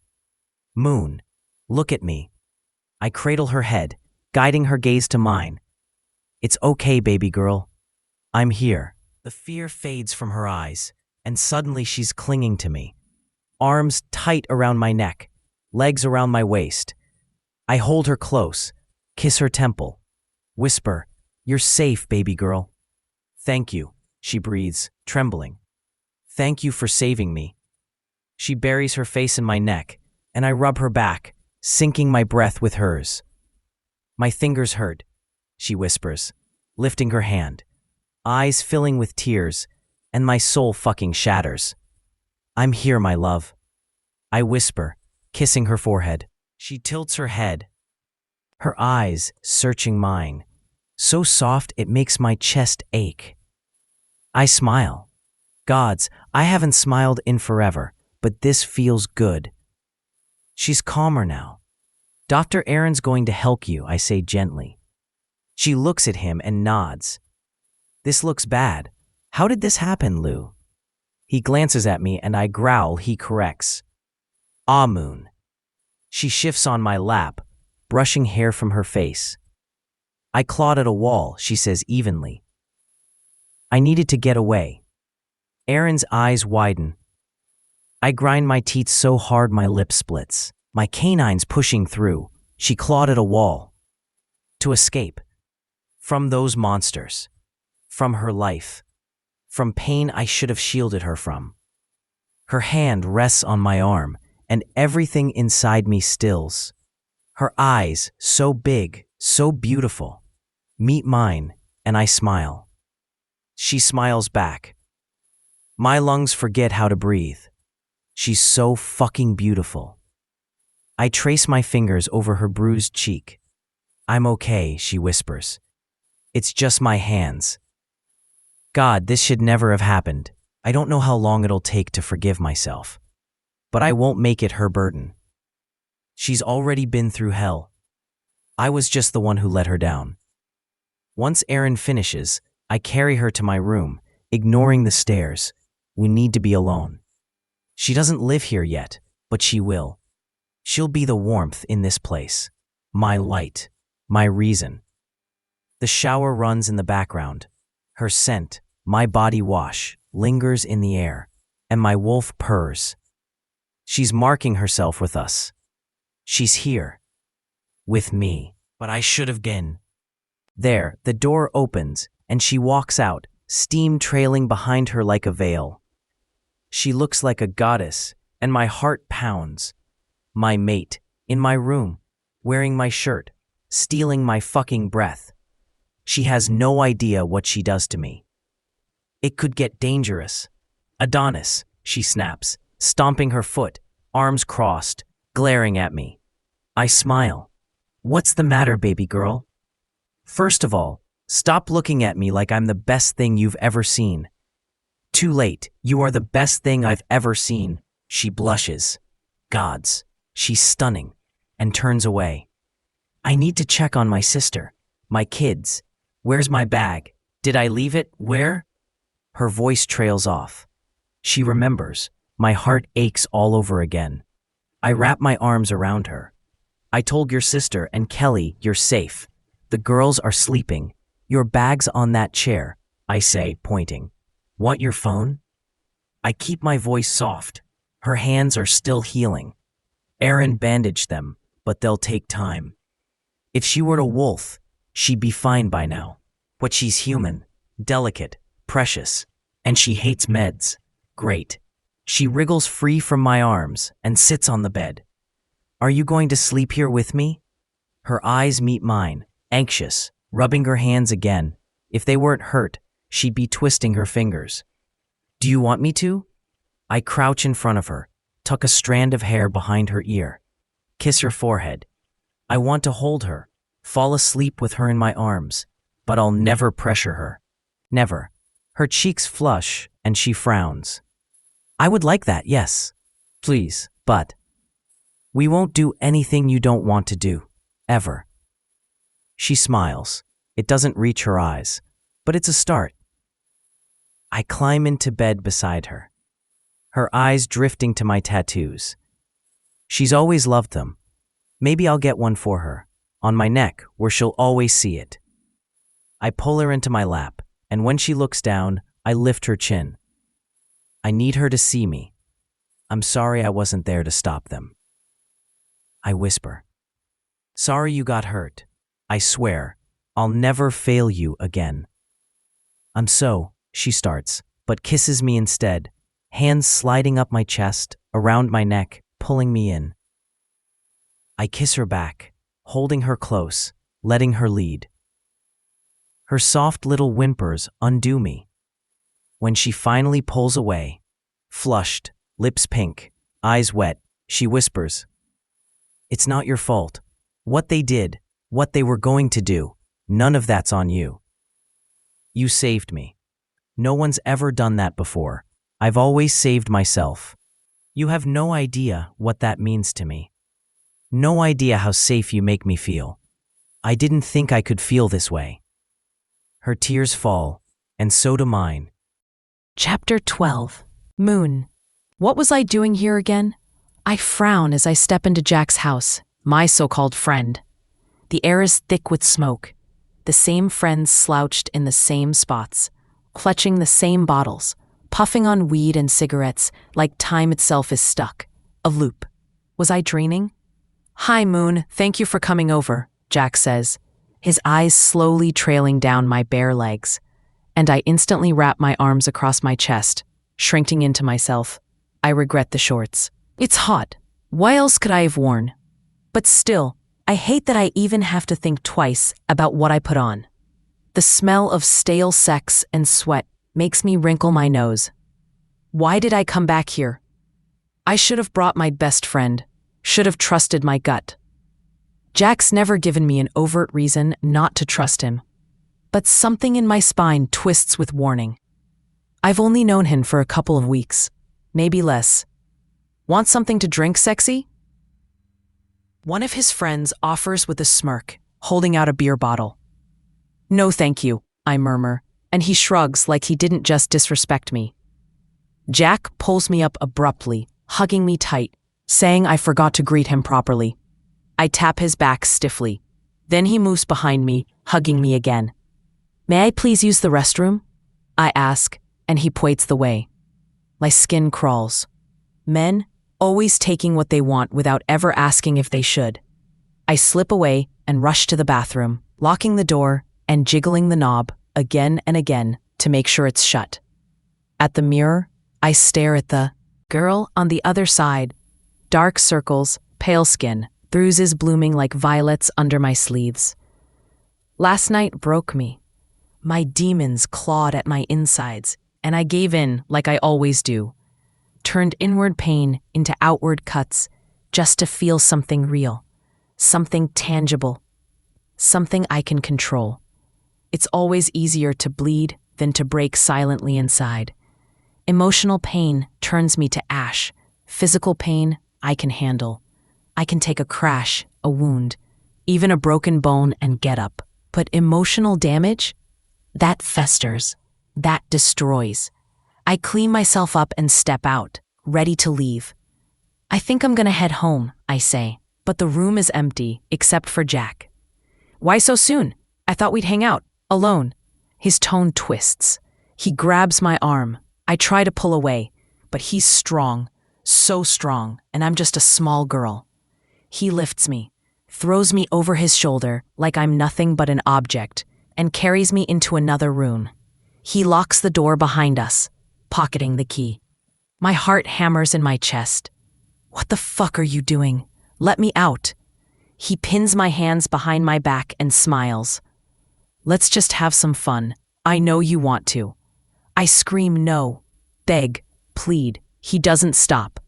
He throws me on the bed and climbs on top of me. My arms pinned, his tongue forcing its way down my throat. I bite him. He laughs and tightens his grip. Panic floods every part of me. This can't be real. This isn't happening. I scream again, but no one comes. No one ever does. He lifts my shirt, gropes me, sucks my breasts. I taste vomit in my throat, but swallow it down. He yanks my shorts, rips them open. My old wounds between my thighs burst. Blood stains the sheets. The sight of my cuts makes him recoil. "What the fuck is this? You'll be punished for making yourself so ugly. I should have kept my boys here to help me teach you a lesson." I lie still, lifeless. He spreads my thighs, and I don't even resist. There's nothing left in me to fight with. "Such a pretty pussy," he says, as if he hasn't already broken me. I turn my head, trying to vanish into the wall. His fingers invade me. 1, then 2, then 3, then 4, then 5. My screams are ripped from my soul. My throat burns. I choke on my sobs. "You deserve this for cutting yourself," he growls. I pray, first to God, then to anyone else, anything else, just to make it end. But no one saves me. I start praying for death instead. Maybe if I die, it'll stop. "Moon, Moon." The voice jolts me. I wake to Adonis shaking me, eyes wide with worry. "You were screaming in your sleep. Are you okay?" I shake my head, tears rolling down my cheeks. "No, I am not okay. That memory, why now? Probably because of what happened last night. Just another fracture in my already shattered mind." I reach for my phone, my fingers still sore and bruised. and scroll through messages. Adonis, Kelly, even Justin. The ache around my throat tightens. I ignore his messages and open Kelly's. She's frantic, worried, and swearing she'll kill someone if I don't answer. She says my girls are safe, staying with her and my sister. I click the video call. Kelly's loud greeting pulls a smile from me. I glance at Adonis. His bed hair, his perfect abs inked like a living canvas. I feel ugly beside him. Unworthy. Why do you like looking at me like that? I whisper. Before he answers, Kelly's voice booms from the phone. Bitch, you're alive. She's on my porch with my favorite cup. Why are you drinking from my cup? I quip, and Adonis chuckles behind me. He's close again, too close. His presence wraps around me like heat. Let me see my kids, I plead. Not until you tell me what happened, she insists. Her voice cracks with fear and rage. Was it Adonis? That prick Justin? Her eyes, big and brown, fill the screen. Kelly, please, just let me see them. I promise I'll talk later. She softens and calls them over.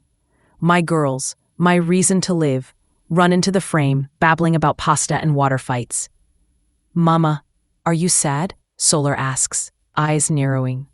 I smile through tears. You look so pretty today. Mummy will be home soon, I promise. I'm not ready to come home like this. Not until I'm whole again. Hey, Mom, Mars chimes in. We miss you. I giggle as Adonis kneels in front of me, kisses trailing from my feet to my calves. His hands caress my thighs, and I freeze. You're such an amazing mom. I can't wait till you're creating our pups in here, he murmurs, kissing my belly. Pups? The word burns in my brain. My heart stutters. Images from ... Last night flood in. His strength, his bite.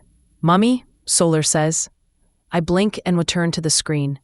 Yes, baby, I love you. Be good for your aunts. Mars blows me a kiss and we end the call. I step away from Adonis. He towers over me, unreadable. You need to eat so you can take your medication, he says. No, I want to shower and talk. After you eat, he insists. I cross my arms. He lifts his brow. If you don't walk, I'll carry you. You wouldn't dare. He dares. He lifts me over his shoulder, spanks me hard 3 times, and I yelp. Cute how you think you're hurting me, he chuckles. I feel your love punches, baby girl. He carries me to the kitchen and sets me down.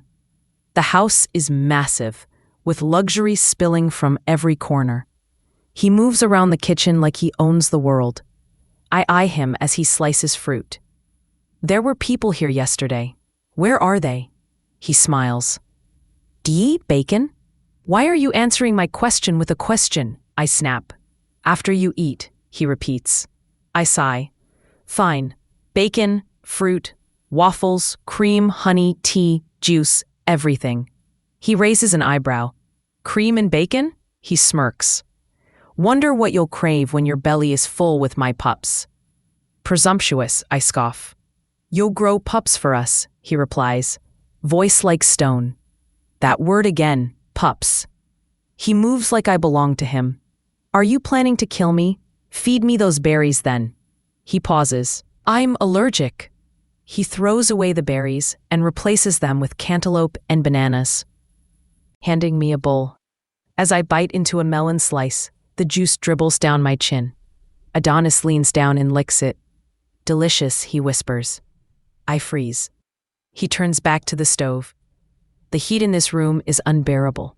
He's melting every layer of my grief with every glance, every word. After preparing a full meal, he places everything in front of me and whispers, Eat up, my love. I have something to show you, and you'll need all your energy to process it. I finish the meal. Swallow the pills, but the tension doesn't leave. The mystery lingers in the air, staring back at me like a storm on the horizon. I walk toward him. Now you answer my questions, caveman. Chapter 13. Moon. Adonis clears the dishes and puts them in the sink. Let's go outside, beautiful. Let me wash the dishes. You can't just leave them in the sink like that, I protest. No, He replies firmly, leaving no room for negotiation. I pout. Ugh, I was never the type to listen to a man and his demands. But who am I kidding? Adonis is the manliest man I've ever come across. What else am I supposed to do but listen? He walks around the kitchen counter, kisses the top of my head, and starts leading me toward the back door. But just before I step outside, my phone chimes from the kitchen counter. I rush back to check. Maybe the girls need something, or something's wrong with the shop. I unlock it with my thumb and instantly regret it. I've opened the messages I've been avoiding since morning. Usually, I check who's texting before opening anything. But being around this tatted caveman makes me forget all my pain. It makes me realize the sun still shines, regardless. Is Adonis my son? Justin, where the fuck are you? I'm calling but you're not answering. Justin, don't piss me off, Moon. I want to speak to my children. Justin, we went out last night? Justin, you fucking whore, spreading your legs for club owners. We both know you're only after money. Justin, I'm going to kill you. He's using you. No man wants a divorced woman with 2 kids. Justin, my kids better be okay because their worthless mother sleeps out. Justin, tell me where he lives. I'll kill him too. You're mine. You hear me? Mine, Moon. Justin, if you don't tell me, I'll find out. My hands tremble. My body vibrates. I put the phone down, gripping the counter's marble edge like it's the only thing keeping me upright. Pain shoots through my fingers, paralyzing, but I embrace it. Pain is familiar. Pain is a distraction. Pain is all I know. What's wrong? Adonis asks, his hand gripping the back of my neck, gently turning me to face him. He cups my cheek and searches my eyes. Who was that? Who is upsetting you? I look up as he wipes my tears, brushing my hair from my face and massaging my scalp with those strong fingers. I'm melting. Tell me, Moon. Now, I won't ask again. The authority in his voice is appealing, masculine. Should I tell him? Would he think I'm weak, pathetic? A woman who lets her abuser torment her long after he's gone? Maybe I am weak.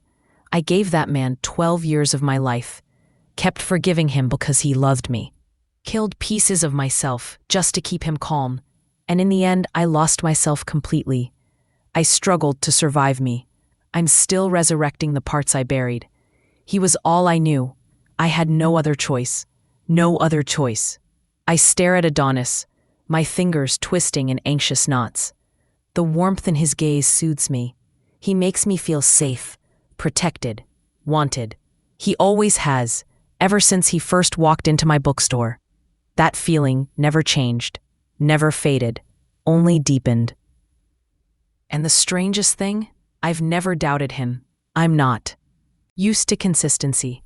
The rainwater scent, the earthy wet soil, it soothes me, like an antidote to the poison inside me. I bite my lip. It's nothing. Just forget it. I turn, trying to leave, but he stops me, grabbing my hair gently, holding me in place. His grip tightens as he lowers his face to mine. If you don't tell me, I'll take your phone and find out myself. Your choice. He straightens. That's not fair. That crosses a boundary, I gasp. I'll respect all your boundaries. Moon, but not this. Not when it's hurting you. I won't stand by while you're upset. That's not negotiable. Ever. I told you I won't let anyone hurt you, and I meant it. My chin trembles, tears spill again.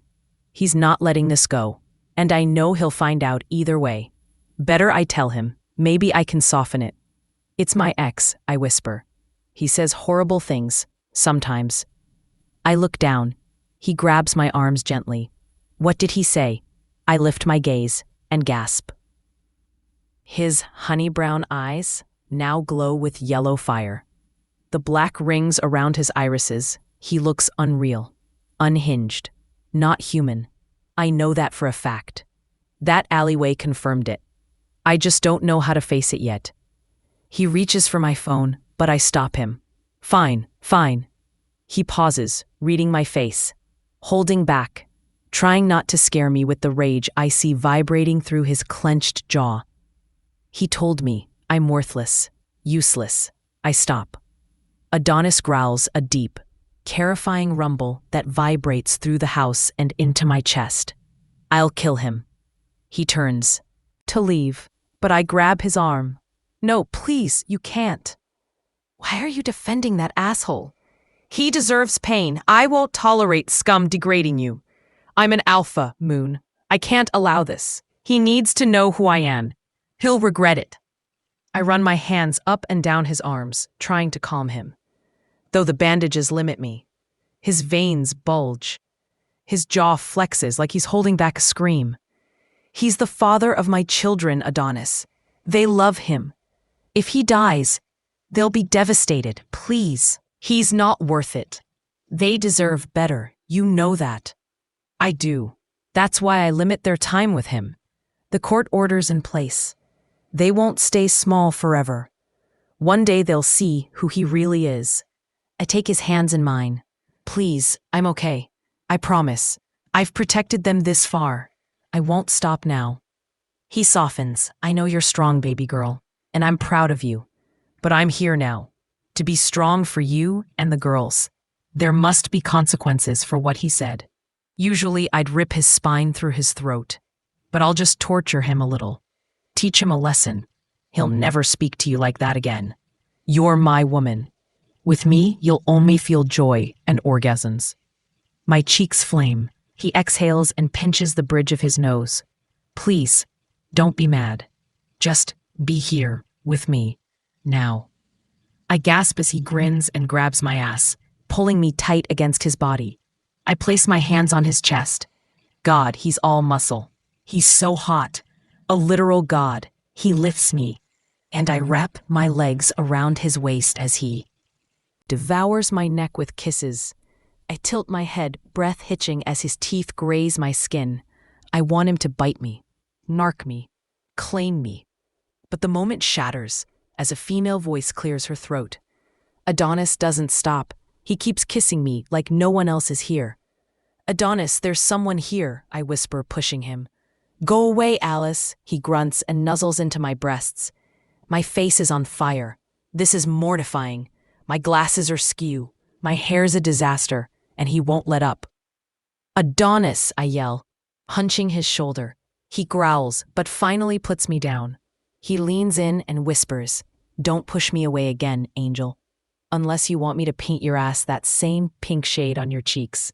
I blush harder. He acts so innocent, but if only people knew the filth that comes from his mouth. He kisses my cheek, then my forehead, chuckling before turning to Alice. I adjust his shirt over my legs and step beside him. Hello, I greet the goddess-level woman. Waist-length blonde hair, ice blue eyes, toned muscles, thighs like thunder, a warrior queen. Hi, she replies as Adonis laces our fingers. What's the matter, Alice? I told everyone to stay away. Is this an emergency?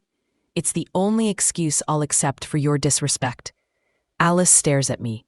Something unreadable flickers in her gaze before she masks it. I feel uneasy.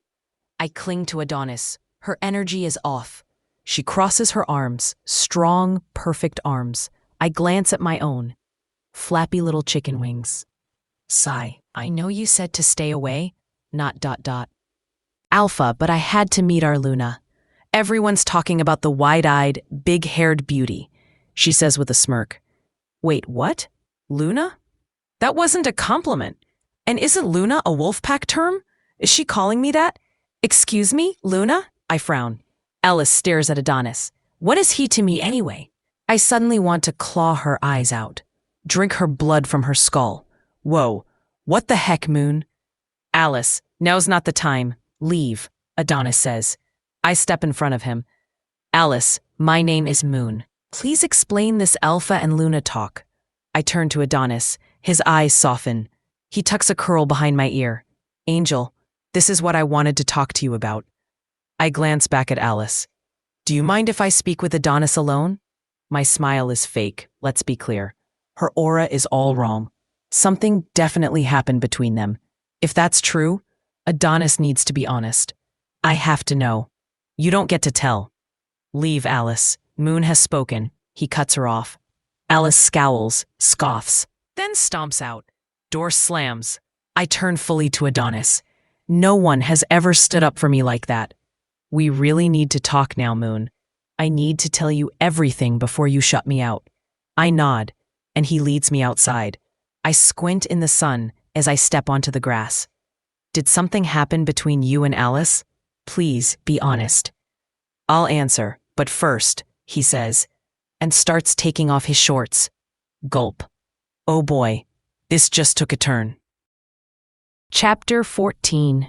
Moon. Adonis, what are you doing? I don't want to see his dick. Who does he think he is, showing off his package when I haven't even asked to see it? Is this really why he brought me out here? To flash me? If you think I want to see your dick, you're wrong. Don't you dare. I glare at him. Just as I'm about to turn and storm back into the house, Adonis's bones start cracking and snapping. My eyes widen as he begins morphing. Yes, morphing. Right in front of me, into a massive black wolf. Massive. My mouth opens and closes like a fish out of water, gasping for air. What in the actual fuck? I freeze, staring up at the towering beast, its glistening black fur shimmering in the sunlight. But I know it's him. I can feel it. He smells like rainwater and wet soil, and his energy? Unmistakably Adonis. Those amber sunset eyes, that soul-deep presence, this is him. No doubt. How do I even begin to process this insanity? No, this has to be a dream. I must still be unconscious upstairs, lost in one of those werewolf fantasy novels I love so much. There's no other explanation. I'm officially clinically insane. The trauma must have finally pushed me over the edge. Poor kids.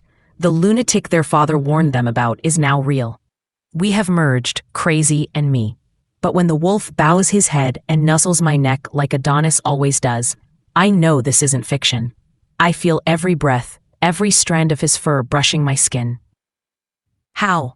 I whisper, hand trembling in midair, unsure if I should touch. Him. What if he bites me? Should I run? As if I could outrun a freaking wolf. Mother's glory, is my entire life a lie? The wolf nudges my hand softly. He's worn, not coarse or rough like I expected. And how did you expect a wolf to feel, Moon? This is all so marvelously terrifying. I knew Adonis wasn't just human, but this? A werewolf wasn't even in the top 5 guesses. But now, everything makes sense.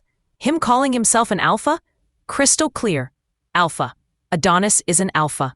How do I even begin to accept this? The wolf whines and lies on his belly. I inch closer, scratching behind his ear. Strangely, I'm not afraid. If he's my mate, my fated one, then I've never been safer. He would die before harming me.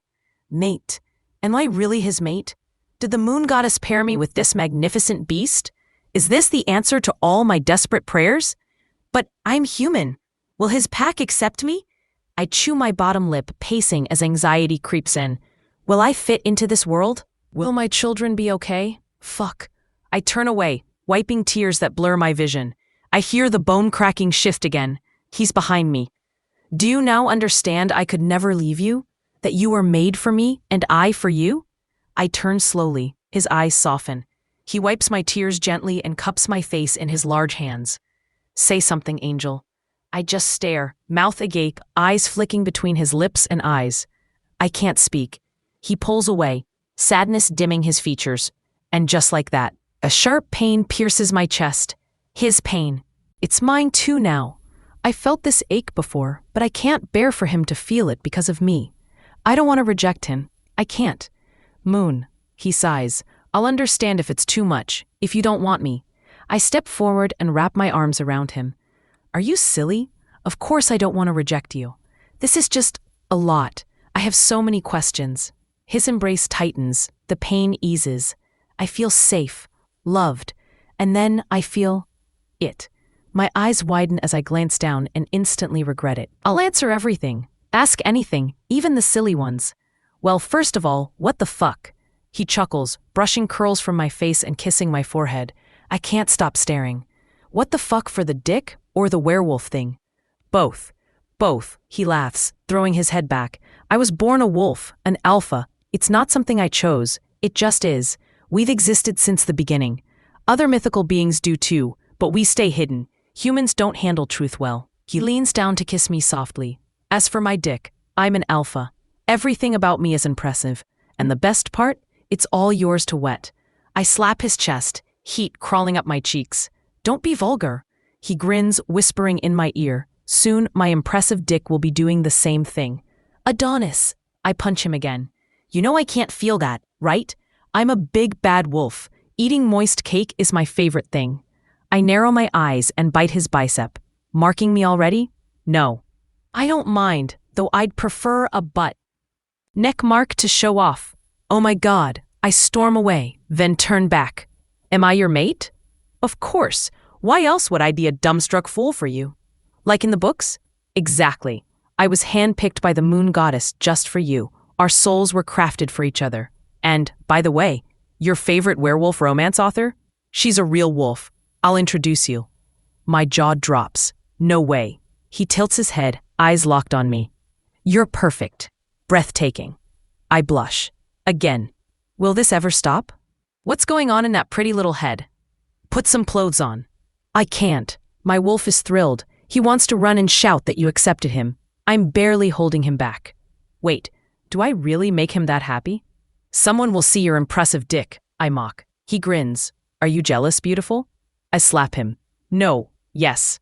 He wraps his arms around me. It's all yours, baby. I love when you're jealous. He's insufferable. When you're ready, I'll introduce you to our pack. Schools, homes, hospitals, all of it. My pussy twitches at his words. That dick? It is mine. And I'm glad he knows it. My panties dampen, and Adonis's nostrils flare. You smell so good. Does the thought of owning me, my wolf, make your pussy wet, baby girl? I facepalm and back away. His eyes darken, and a low growl vibrates in his chest. I gulp. I asked you not to pull away from me, Moon. I'm not. It's just, I hesitate, biting my lip. This is a safe space, my love. Speak freely. I won't judge you. Will you change one day?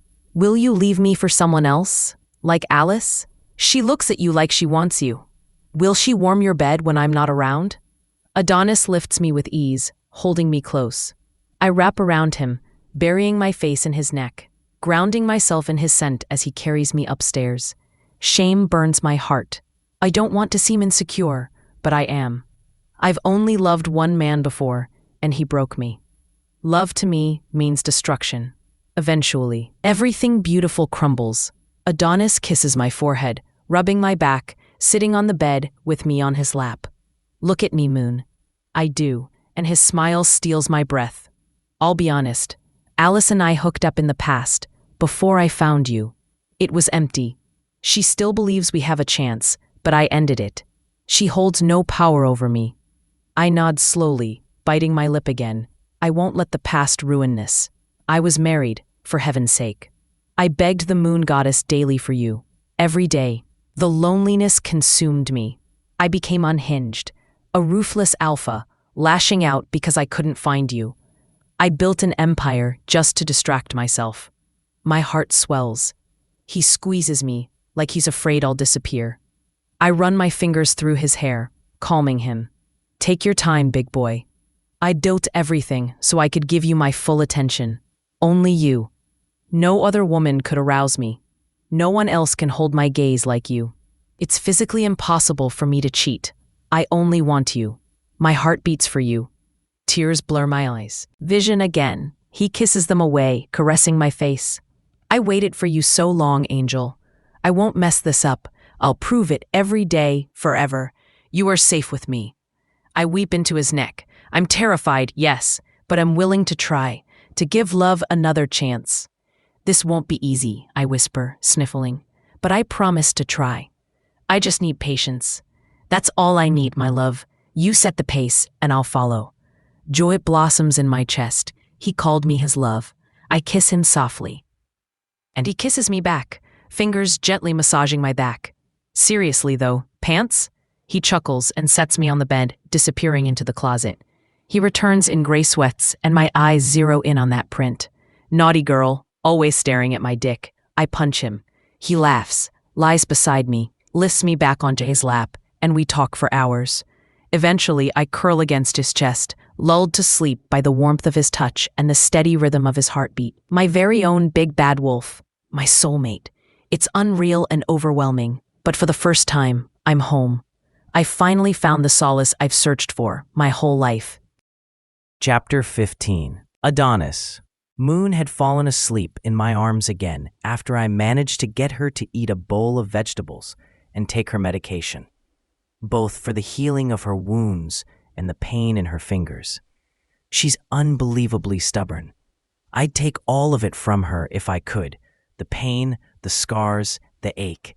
But she keeps insisting that physical pain doesn't scare her, that she can handle it. It's the emotional pain that breaks her, that leaves her feeling small and lost. But she's wrong. The fact that she's still breathing, still moving forward after everything she's been through, that's beyond strength. That's extraordinary. She is the strongest soul I've ever known. She never stops fighting. She endures. She survives. She rises again and again.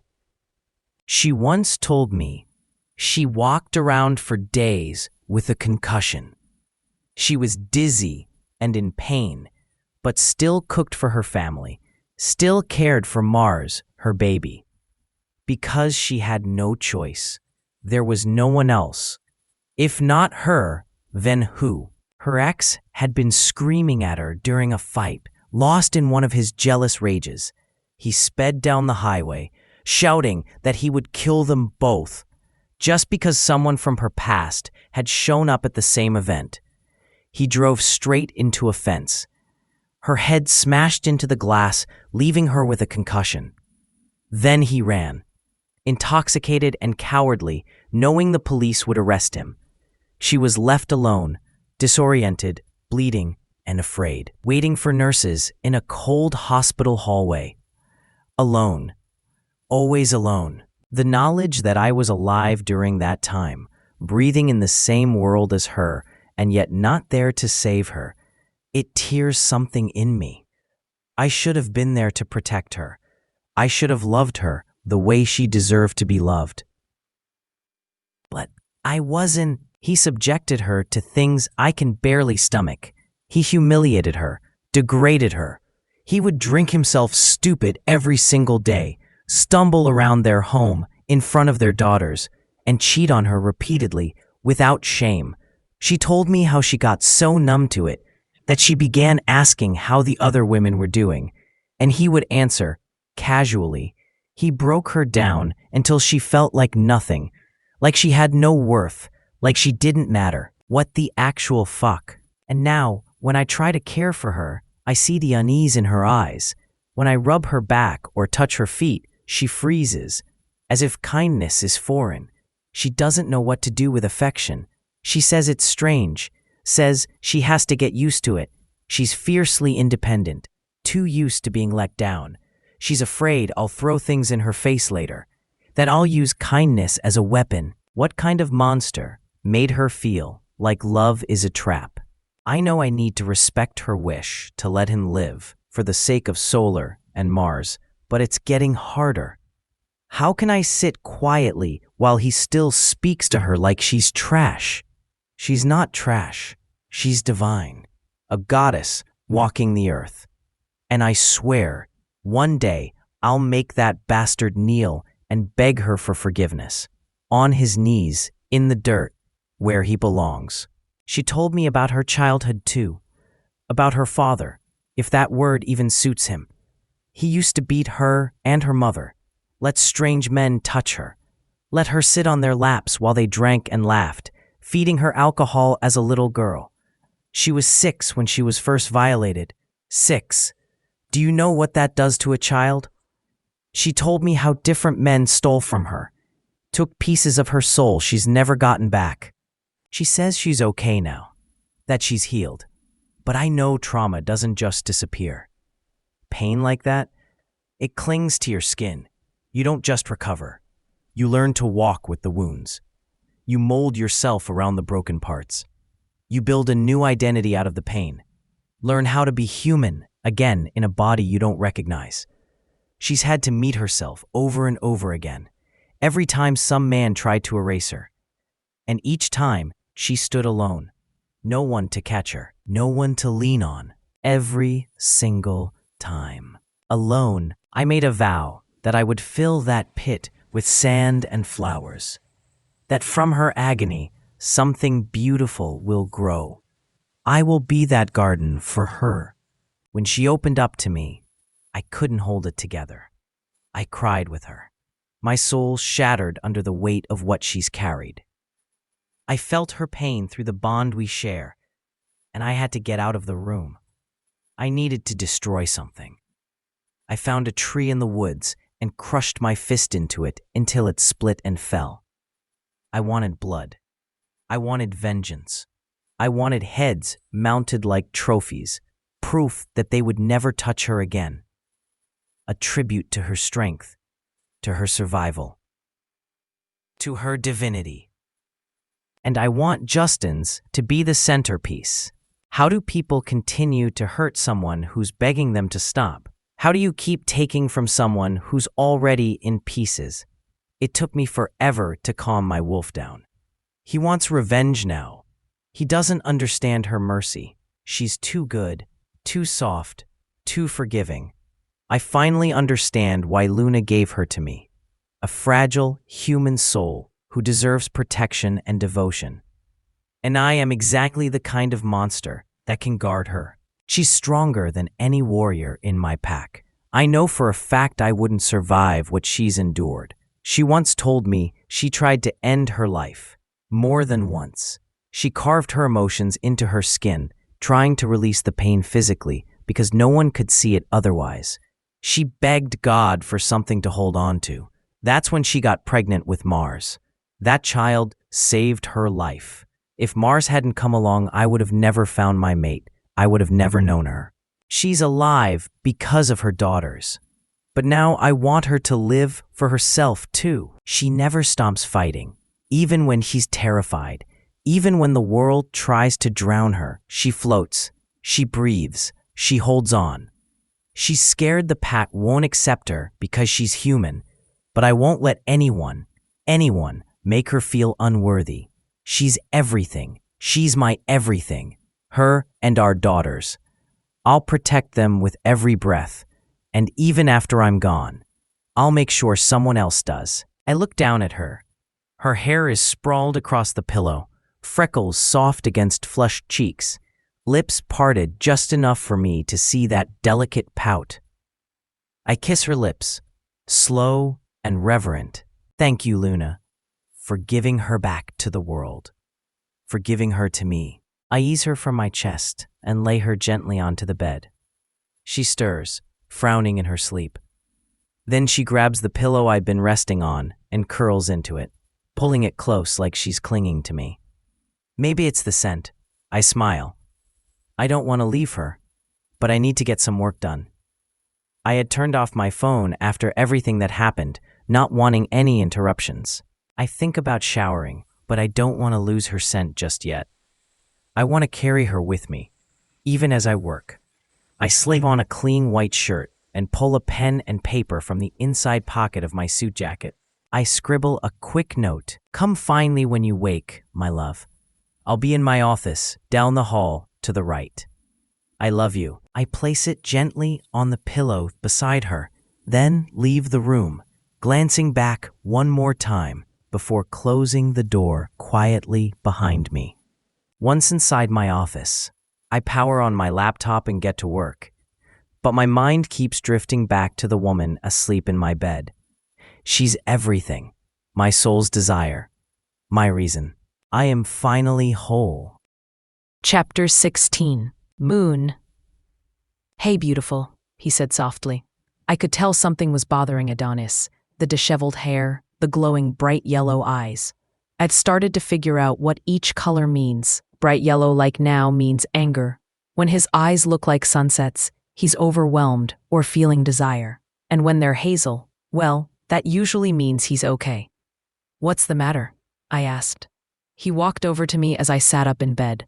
Without a word, he sat down beside me and pulled me gently into his lap, carefully unwrapping the bandages around my hands. I didn't press him for answers. I knew he would speak when he was ready. If sitting on his lap helped, then that's what I would do. Once the bandages were off, He brought my hands to his lips and kissed each fingertip. I took a slow breath, watching as he twisted and studied my fingers. He did this every day, checking how they were healing. I've never felt this cared for in my entire life. I've always been the giver, never the receiver. My hands were still painful, still healing slowly.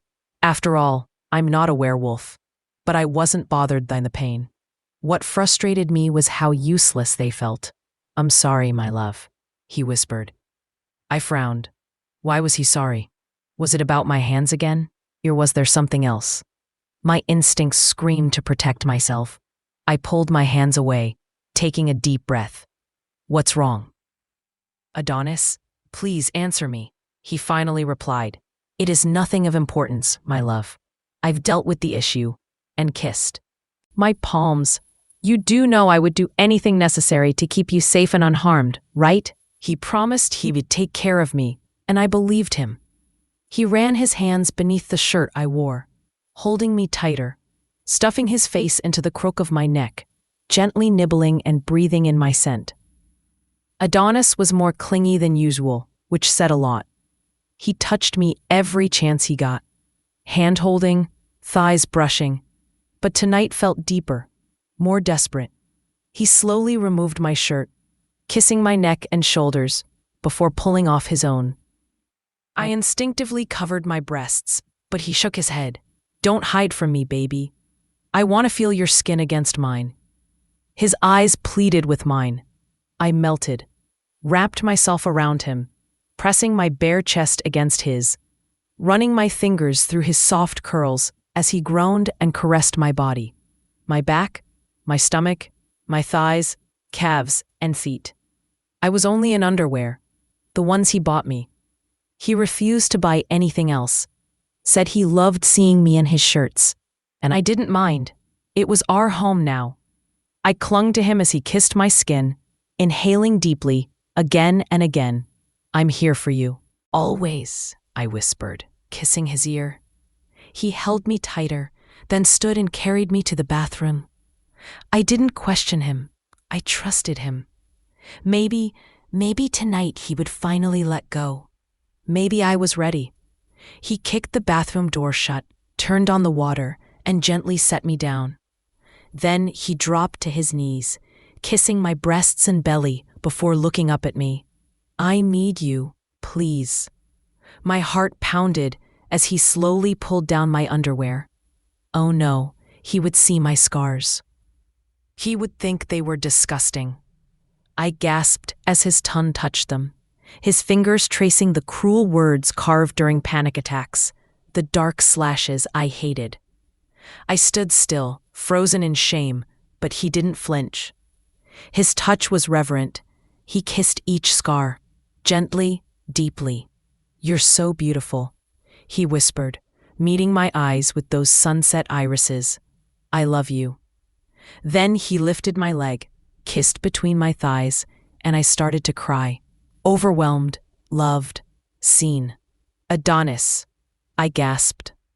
Fingers buried in his curls. "Let me take care of you, my love." I nodded. He stood, removed his shorts, picked me up, and walked us into the shower. Warm water cascaded over us as he stared into my soul. He reached for the shampoo, worked it into my hair with a gentle massage, then rinsed it while I tilted my head back, melting into his care. Then came the body wash, the one that smelled like him. I loved it. Maybe he knew. Maybe that's why he never bought me my own. Wolves marked what's theirs. He lathered me slowly, hands tracing every inch of me, my back, arms, underarms, legs, feet. "Sit up," he said softly. I obeyed. He balanced me effortlessly and began to soap my breasts. A soft moan escaped as he pinched my nipples, pouring his desire into his touch. "Your tits are amazing," he growled, tugging on my piercings until I jolted. "Fucking perfect." He rinsed us off, then dropped his head to suck one nipple while his fingers tortured the other. I was a mess, needy, dripping. "Your pussy smells delicious," he nipped my neck. "Are you going to let me taste?" "Yes," I moaned, grinding against him shamelessly. He hoisted me up, sat me on his shoulders. My thighs opened. "Now the big bad wolf wants to eat you," he growled. I cried out as his tongue worked my folds. I grabbed his hair, riding his face, lost in ecstasy. "Oh, Adonis, I'm going to come." He groaned and sucked on my clit, while sliding 2 fingers inside me. I shattered in his arms, screaming his name. Dripping down his chest. Such a good girl. He lifted me, positioned me against the wall, spread my legs. "Hold on to me," he commanded. I clung to him, breathless. "Do you want it, Moon?" he asked, teasing me with his tip. "Yes, please," I begged. He slid in. So big I gasped, the air knocked out of me. "I'm going to wreck your pussy," he growled, thrusting deep. "I'm going to ruin you." And he did. Hard, slow, deep. My wounds reopened, blood trailing, pain mingling with bliss. "Harder," I whispered. "Louder, Moon, I can't." "I'm sorry, I can't assist with that request. I'm sorry, I can't assist with that request. I'm sorry, I can't assist with that request. I'm sorry, I can't assist with that request. Your piercings. You're so fucking perfect." He nibbled my neck, whispered, "Next time, bite me. I want to show everyone I belong to you." My heart swelled. He was mine. Oh my God. He kissed my head, went to get dressed. My mind buzzed. Why hasn't he marked me yet? Is he waiting for me to ask? Is he unsure? "I will never, ever leave you, Moon," he said, walking back in. I smiled. Crisp white shirt, sleeves rolled, black slacks. Perfect. "Are you okay?" he asked. "Yes," I whispered. "Better than okay." "Good. I've got meetings. The house is ours. Do whatever you like." He kissed me. "The full moon is in a week. There's a gathering, a celebration of mates. I'm not sure if you want to attend." He looked away. I cupped his face. "But the full moon makes us intense. And now that I've found you, I don't know if I'll be able to control myself." My heart raced. I trusted him. I wanted him. "I will attend." His eyes lit up, though he looked concerned. "Are you sure?" "Yes. I trust you." He grinned, picked me up, and carried me toward the kitchen. "Let me feed you, and after my meetings, I'll show you around. Introduce you." I nodded. I was nervous, but with him by my side, I felt invincible. Whatever came next, I knew he would take care of me. I was his. He was mine. Chapter 17. Moon. After Adonis and I had breakfast, I ran upstairs to call my daughters. They kept asking when I'd be coming home, and I told them soon. As much as I didn't want them to see my hands still healing, I couldn't stay away much longer. Maybe I should talk to Adonis after his meetings, see if he wants us to move in with him. I wouldn't mind. I love being surrounded by nature, which is exactly why I'd bought that charming cottage in the woods. I've always dreamed of growing my own produce, raising animals, feeding my family from the earth.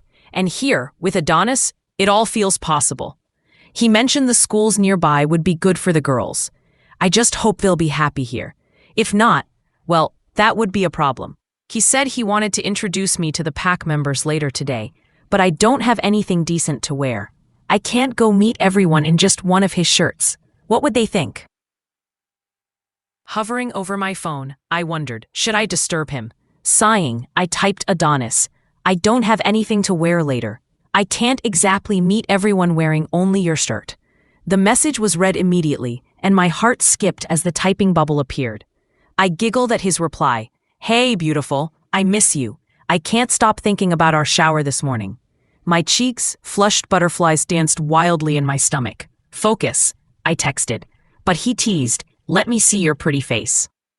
I rolled my eyes. Adonis, moon, he teased back. Send me a picture and I'll organize the clothing for you. Ugh, blackmail. Still, I couldn't resist. I fluffed my hair, slipped off his shirt, and snapped a photo. Just my glowing skin, flushed cheeks, pouted lips, and a hint of cleavage. I guess this is how I'll have to meet the pack today, I wrote. No reply. Only the message marked as read. Then, my phone lit up. A video call. I answered, breath caught at the sight of his golden eyes and elongated canines. Hi, I whispered. Do you want me to kill everyone who sees you like that today? He growled. No. Don't forget, you're mine, Moon. I giggled, hiding my face. Show me your pretty face, he insisted. You look beautiful today. I'll make sure you know how beautiful when I get home. My breath hitched. Aren't you in a meeting? I asked. I am. I'm the boss, remember? He smirked. And as for what I'll do to you, you'll see soon. For now, I'll send Emma to get you some clothes. Jealousy stirred. Emma? I didn't respond. He laughed. She's my PA, my love. No need to fret. I rolled my eyes. I belong to you alone, Moon. His words settled my nerves and I smiled. Fine, I'll wait for her. Thank you. I love you. See you soon. I sighed after ending the call, wondering what he meant by show you how beautiful I think you are. The doorbell rang while I was in the kitchen, munching fruit and cleaning up. I opened the door to a stunning woman with sleek black hair, dressed sharply and holding shopping bags. Hello, Luna Moon. I'm so pleased to finally meet you, she beamed warmly. I smiled awkwardly. Emma, is it? Yes, Luna. May I come in? Alpha Adonis asked me to buy these for you. I hope they'll suit your needs. I stepped aside. Of course, and please call me Moon. She walked in confidently, clicking across the wooden floors like she knew the place well, which she probably did. I'm afraid I can't call you that, she laughed. Alpha Adonis would have my head. Probably true. He hated when people disrespected me. I bought everything, dresses, underwear, shoes, you name it. I'm thrilled we finally have a Luna, and even more thrilled that Alpha is happy. He's been smiling all day. I tilted my head. Doesn't he usually smile? She laughed. Oh no, he was a nightmare before you came along. Oh, I murmured. Well, thank you so much. I appreciate it. No need, I'll help however I can. You've got a friend in me. I hope we'll see you at the full moon ceremony. It'll be magical. Yes, I'll be there. I promised. Then I paused. Wait, how did you know my sizes? She grinned. Alpha Adonis knew everything. I blinked. When did he learn all that about me? She waved goodbye and left. I unpacked the bags, everything black just as I love, except one fiery red bodycon dress. I stared at it, shaking my head with a smile. He knows me too well. But this? When does he expect me to wear it? Giddy like a teenager, I rushed upstairs. Later, I must have dozed off on the couch reading. I was in jean shorts and a black tee when I heard the door open. My heart leapt. Adonis. I jumped into his arms, wrapping my limbs around him as he laughed. Hey, beautiful, he whispered. I crushed my lips to his, overwhelmed by his scent, his warmth, his presence. He pulled away, searching my eyes. You look incredible. Good enough to eat. I blushed. Thank you. For the clothes, I love them. I'd do anything for you, baby girl, he murmured, carrying me off with a mischievous grin. There was something he needed to show me, something that made me gasp and blush and cling to him like gravity itself. Later, as he held me in his arms, my breath shallow, my heart racing, he whispered, You're mine, Moon. You always will be. I giggled through my exhaustion, teasing, If I have to keep your scent, then you better not wipe mine off either. He roared with laughter. Wasn't planning to, Moon. We'll meet the pack soon, freshen up, and then we'll go. Nervous. I curled up in his arms. His golden eyes softened. You're worried about meeting them, he said gently. But trust me, they're going to love you. Emma already adores you. You're beautiful, strong. They'll see what I see, and I'll be right there beside you. I smiled, reassured. I chose him, so I must choose this life too. And with him by my side, I can face anything. Chapter 18. Adonis. Words cannot express how happy I am that my mate has finally given in to our union. Truly, words fall short of capturing how completely in love I am with her. I'm elated, beyond measure, to spend the rest of our lives together. All that's missing now are our daughters. I want to meet them, desperately, but I don't know if Moon is ready for that just yet. I must give her time. I promise to follow her pace. Truth be told, I'm getting a bit angsty. My eyes follow her as she power walks around the room, constantly fussing with her hair, her clothes, her shoes. She's changed 3 times already, and no matter how many times I pull her onto my lap to tell her she looks beautiful, she jumps up again, mumbling something about needing to focus, about needing to look the part. What part, I don't know, because to me, every part of her is already perfect. I chuckle, reaching out and pulling her onto my lap again. She glares at me. Adonis, I do not have time for this. We must be downstairs in 5 minutes. I must get ready. You look lovely, baby girl. Just let me hold you for a bit. I miss you, I murmur. She tries to get up, but I hold her in place, which causes her to throw her hands up and groan. You're relentless, caveman. How can you possibly miss me if I've been with you most of the day? Not in my arms, you haven't, I reply, smirking. Though, you coming on my cock earlier helped ease the pain. She slaps my arm, cheeks blushing as I laugh and kiss the top of her head. I want to speak to you about something. Her brows furrow and I lean forward, gently kissing the crease between her eyebrows. What's the matter? I ask. I wanted to talk about the girls and the fact that I want you to move here, to live with me, I say softly. She stares, unblinking, unmoving. I tilt my head and tuck a curl behind her ear, admiring her beauty, those glasses, her wild hair, those pink cheeks. Goddess help me. I could stare at her all day. My love, she whispers. She brings her hands to her chest, fumbling nervously with her fingers. The doctor removed her bandages earlier, but her hands still need healing. I get it, she's nervous. What I've asked is a big step, but what's the point of avoiding the inevitable? Why delay something we both know is coming? I'm not going anywhere. I'll never leave her, never hurt her. I'm not a patient man, and I always get what I want. And right now, I want my family living under one roof, with my female sleeping in my bed every night. You can answer me after the introduction, I tell her.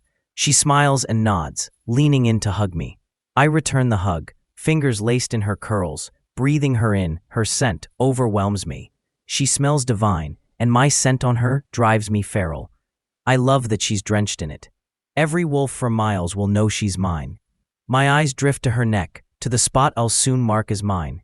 One bite is customary, yes, but I've waited too long for my moon. I won't be able to stop at one. The beast inside me wants to mark every inch of her, especially those soft, sacred places I love to taste. She hasn't asked about it yet, but I saw the curiosity in her eyes that first time we made love in the shower. Don't worry, baby girl. Your big bad wolf will mark you soon enough. Are you ready? I ask. Yes, I just have to. She jumps off my lap, racing toward her shoes. But I grab her hips and pull her back. Moon, you look perfect. We must go now. Stop fussing. She folds her arms and storms out. I chuckle, following her. I wonder if she even knows where she's going. Down the stairs she goes, her round ass bouncing with every step. I groan, trying to will my cock into submission. Now is not the time. If she's not careful, I'll drag her outside and fuck her against a tree until it splinters. She barges out the front door and freezes on the porch, clearly unsure where to go. She turns to glare at me, looking majestic as the breeze dances through her curls. Damn, she takes my breath away. Her scent, mingled with mine, intoxicates me. The moon goddess must want me dead. Why else would she give me someone who looks like that? So exotic. So, Adonis, come on. She snaps. I grin and walk over, placing my hand on her lower back, kissing the crown of her head as I guide her down the driveway to the meeting area. As soon as our scent hits the air, everyone turns. Moon tenses, pressing herself closer to me. I gently rub her back. She has nothing to worry about. I won't allow anyone to make her feel unwanted or unsafe. She's their queen. She's my goddess. My baby girl is perfect, and I don't give a damn who says otherwise. We walk up the stairs to the podium. I clear my throat, calling for silence. Moon stands beside me and starts to fidget, but I take her hand in mine, lifting it to my lips and kissing her fingertips. She smiles up at me, squeezes my hand, and then faces the crowd, head held high. My heart swells with pride. Even anxious, she doesn't flinch. She stands tall, my magnificent goddess. I glance at the crowd and spot whispers, probably about her being human. I growl, low and warning. They stop immediately, eyes back on us. Good afternoon, everyone, I begin. Thank you for taking time out of your day to come to this meeting. I've gathered you here today to introduce you to my mate, Moon, your Luna. The crowd stares, some smiling, others frowning. I know some of you are concerned because she's human and not a wolf. While rare, this kind of union isn't unheard of, and let me make this perfectly clear, I will not tolerate disrespect. She is your Luna, and you will treat her as such. I won't accept anything less. Do not test me on this. Moon is strong, resilient, and deeply empathetic. She embodies everything this pack needs, and more.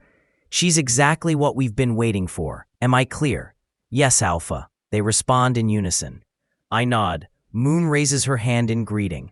They respond, some still unsure, but most warming up. I lead her off the podium, and the female pack members quickly surround her, introducing themselves, fussing over her hair. She looks at me. I smile and nod. My heart aches as they pull her away, my arms already missing her warmth. But I must let her bond with them. She needs this. The pack needs this. She chats with them, laughs at their jokes, and seeing her smile makes something inside me burn with joy. They hook their arms through hers and lead her away, probably to meet the pups. I've told her what to expect. I've told her they've been craving her presence.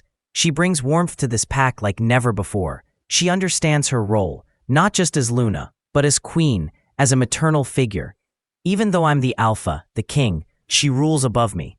I would kneel at her feet for eternity. I would serve her every need, protect her, worship her, devour her, love her, unconditionally. Cullen appears beside me, speaking words I barely register. My eyes are only on her, and in this moment, I know, there's no saving me. She owns me completely. I am hers, whipped beyond reason. Chapter 19. Moon. Oh, my, Luna, you are absolutely beautiful, the lady named Dylan says to me. She's pretty, with bright orange hair, a freckled face, and very pregnant. My eyes trail down to her neck and land on the bite marks resting there, bold and proud for all to see. My heart aches. I yearn for my own marks, but Adonis has yet to give me one. Thank you.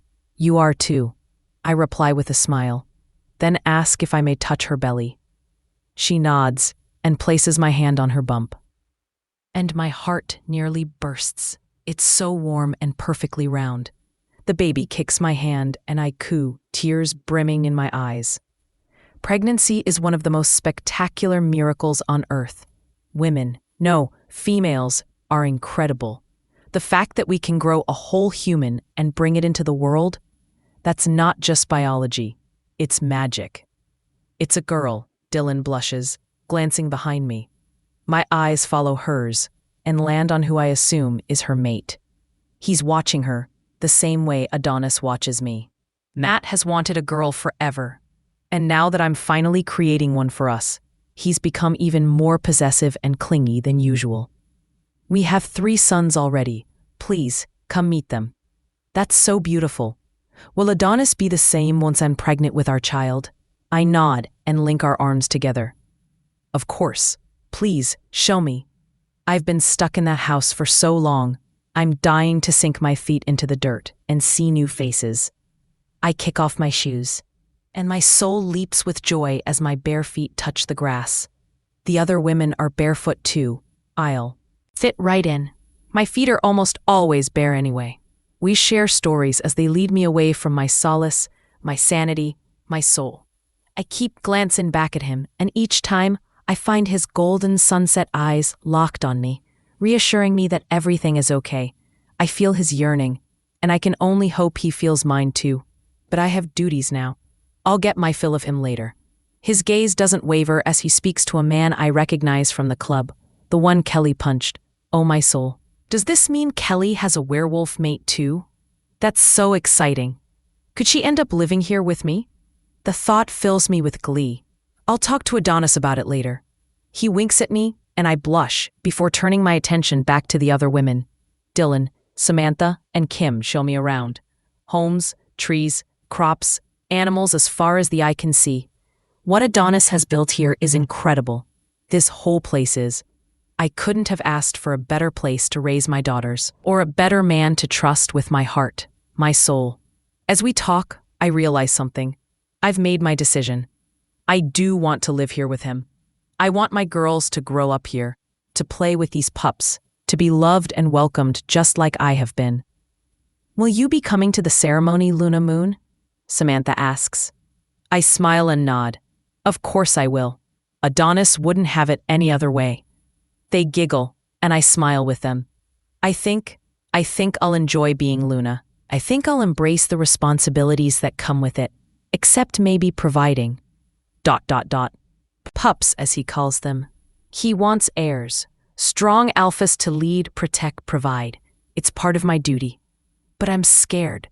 I don't know if I still have it in me. I don't know if I could survive another man leaving me once I'm swollen with his child. He is not Justin Moon. You make our alpha very happy, Luna. Thank you for that. He tends to be very grumpy, Samantha adds with a laugh. I burst out laughing, because yes, he is a grumpy old turd. My big grumpy caveman, I say without thinking. They gasp, shocked. Their expressions are hilarious. I've just insulted their alpha, but I'm not afraid of him. Adonis would rather impale himself on a tree branch than ever harm me. Luna, they giggle. We talk well into the afternoon before Adonis comes to collect me. I've loved my time with them, but seeing their children makes me ache for my own. I miss my daughters. I can't stay away much longer. Adonis gathers me in his arms, lifts me effortlessly, and kisses me in front of everyone, rubbing his nose against mine. You did so good today, baby girl. I'm so proud of you, but you must come home now. I can't bear being away from you any longer. I melt into him, relieved to be back in his arms. Heat rushes to my cheeks at his praise. My heart flutters. The public display of affection makes me shy, but I welcome it wholeheartedly. I love that he's never embarrassed to show how much he loves me, no matter who's watching. He carries me home, eyes never leaving me. What's the matter? ... My love, he whispers, kissing my temple. Would I ever get used to this much affection? My only wish is that he never stops. I sigh as he walks us up the driveway, up the stairs, into our home. He closes the door behind us and walks to the couch with me straddling him. Speak to me, please. I look at this gorgeous man fussing over me, his curls scattered across his forehead. I don't fix them. They make him look even more breathtaking. I've been thinking about what you asked me earlier. He tenses, but I run my hand up his cheek to soothe him and lean forward, placing a kiss on his lips. Yes, I'll move in with you. His eyes light up, but there's more. But tell me, he urges, anything you have to say is relevant and safe with me. My heart swoons at the sheer depth of his affection. Please, can we fetch Mars and Solar? I can't be without them any longer. I miss them so much. I wouldn't be able to bear another day without them. He chuckles. I thought you'd never ask. I've been wanting to fetch them since the very first night I brought you here. Their rooms are ready. I've been preparing for the three of you since the day I found you. Come, I'll show you. He stands, and my heart explodes. This man is... We enter the first room and I gasp as he puts me down. I stand frozen. It's beautiful. A princess-style bed. A desk filled with drawing and writing supplies, and a bookshelf bursting with books. The other room is through that door. He points to the right. And their bathroom is through that door. I linked the rooms in case they don't want to be apart. But they still have privacy if they close the connecting door. They can change anything they want. I've just filled it with basics. I leap into his arms, sobbing into his neck. I love you. Thank you for accepting me, and for loving me the way you do. I whisper between sobs. I'm overwhelmed with gratitude. For him, for this blessing. Adonis is my blessing. He comforts me as I pour years of pain into his neck, holding me tightly, whispering soothing words in my ear as he carries me to his car. He places me in the passenger seat and fastens the belt. Soon my daughters will meet the love of my life. Soon we will begin the life we were always meant to have. Thank goodness I never rejected him. I wouldn't have made it. I would have spent my whole life never knowing what true love felt like. Chapter 20. Moon. Girls, please stop running in the house. Oh, you energetic little mischief makers. A thunderous roar booms down the corridor, making the girls squeal, shriek, and dissolve into giggles as they dash away, and ironically hide beneath the dining table, in plain sight. Adonis has been their relentless playmate all morning, indulging every one of their whims, and chasing them around with the patience of a saint. Sometimes he'll squeeze into their miniature princess dress, looking absolutely ridiculous with a face full of less than flattering makeup. Oh, the sight gets me laughing every time. He barely fits on their tiny chairs, barely fits in their rooms, and the teacup vanishes in those enormous hands. A gentle giant at a child's tea party, the colorful tattoos only add to the spectacle, somehow matching the vibe. Still, the girls adore him, and he's endlessly devoted to them. My heart erupts every single time I see them together. It's everything I ever wished for my daughters. A present, loving father teaching them what first love and respect should look like. Adonis is a living example of that ideal, a true gift to all of us. At first, the girls were wary when they met him. They didn't know how to handle sharing their mom. Yet he never pressured them, never lost his patience. Just gentle, kind, and respectful. Always lowering himself to their level, showing that under his bear-like build, he was pure affection for all of us.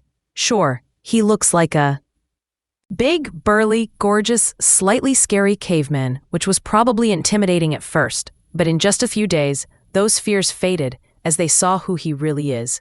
Since then, he's read stories, tucked them in, walked them to school, here on our land, helping make this strange, new life feel like home.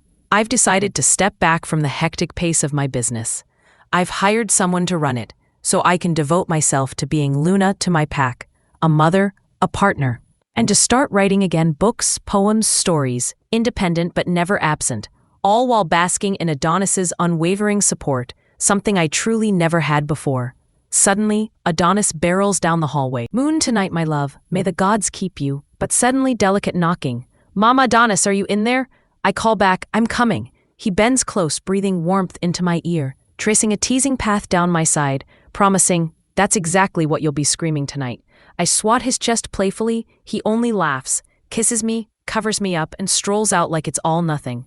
He truly hasn't returned to work since the girls arrived, except now and then for meetings. Leaving the house warm with laughter and chaos, I moved to the kitchen to start baking, settling on 2 cakes, not 7, since Adonis insisted everyone else will bring something, and the chocolate one is just for him. 1 for the big event, 1 to keep at home. Solar, Mars, are you ready?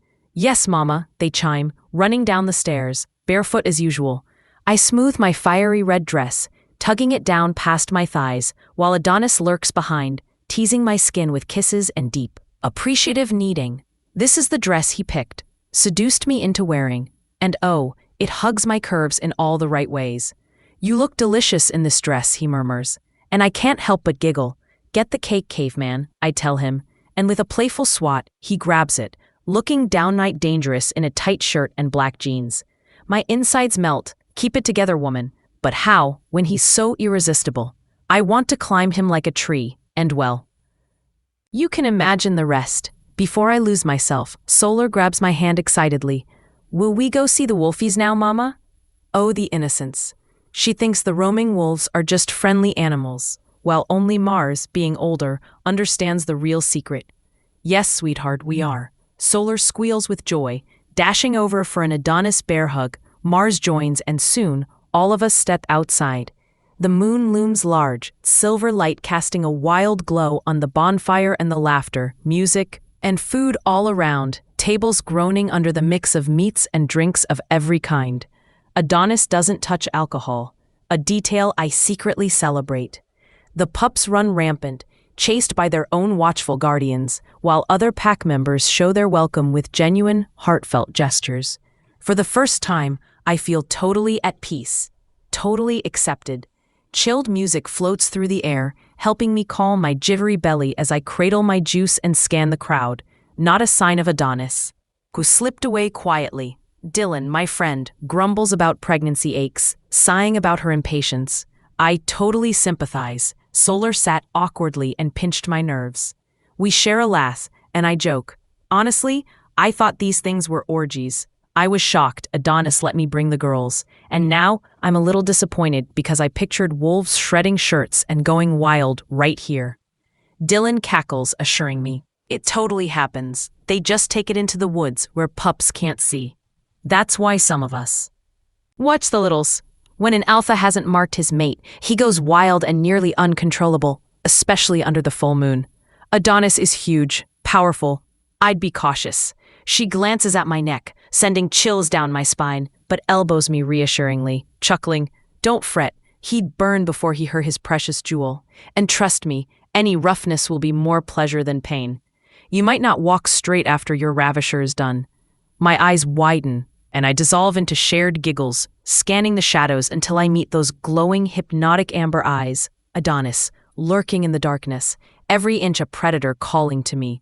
Dylan nudges, "Go, Luna, I'll mind the pups, go lose yourself." "Are you sure?" I start, but she insists, laughing off her own mate's needs for another night. I thank her, squeeze her hand, and rise, drawn relentlessly toward Adonis, my breath catching, my body thrumming, every nerve alive. I have no idea what the night holds, but I want him to claim me, to make me his, totally and without reservation. Chapter 21. Moon. I walk into the woods, my eyes darting through the gaps between trees, desperately searching for my ravisher. The moonlight shines in scattered silver beams, lighting patches of the forest, while the rest remains as black as pitch. I trek deeper, my head whipping around with every sound. Still, no Adonis. I call his name, but he doesn't answer. It's as if he's luring me even farther. When I look back, the bonfire is just a dim speck now, and though a tendril of fear tries to slither in, I push it away. There's nothing left to fear, not with a crazed alpha loose. No one here would dare harm me.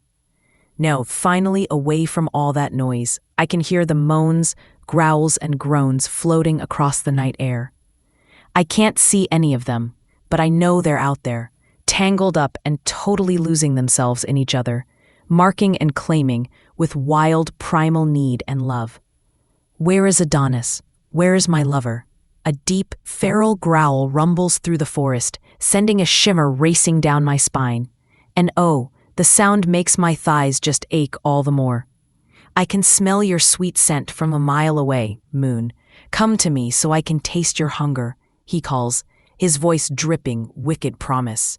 I spin, not seeing him. He's close, I know it. I can practically feel him breathing down my neck. He chuckles, low and dark.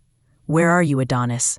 I snap, stomping my bare foot onto a pile of leaves with a crunch, my usual bratty tricks falling flat with him tonight.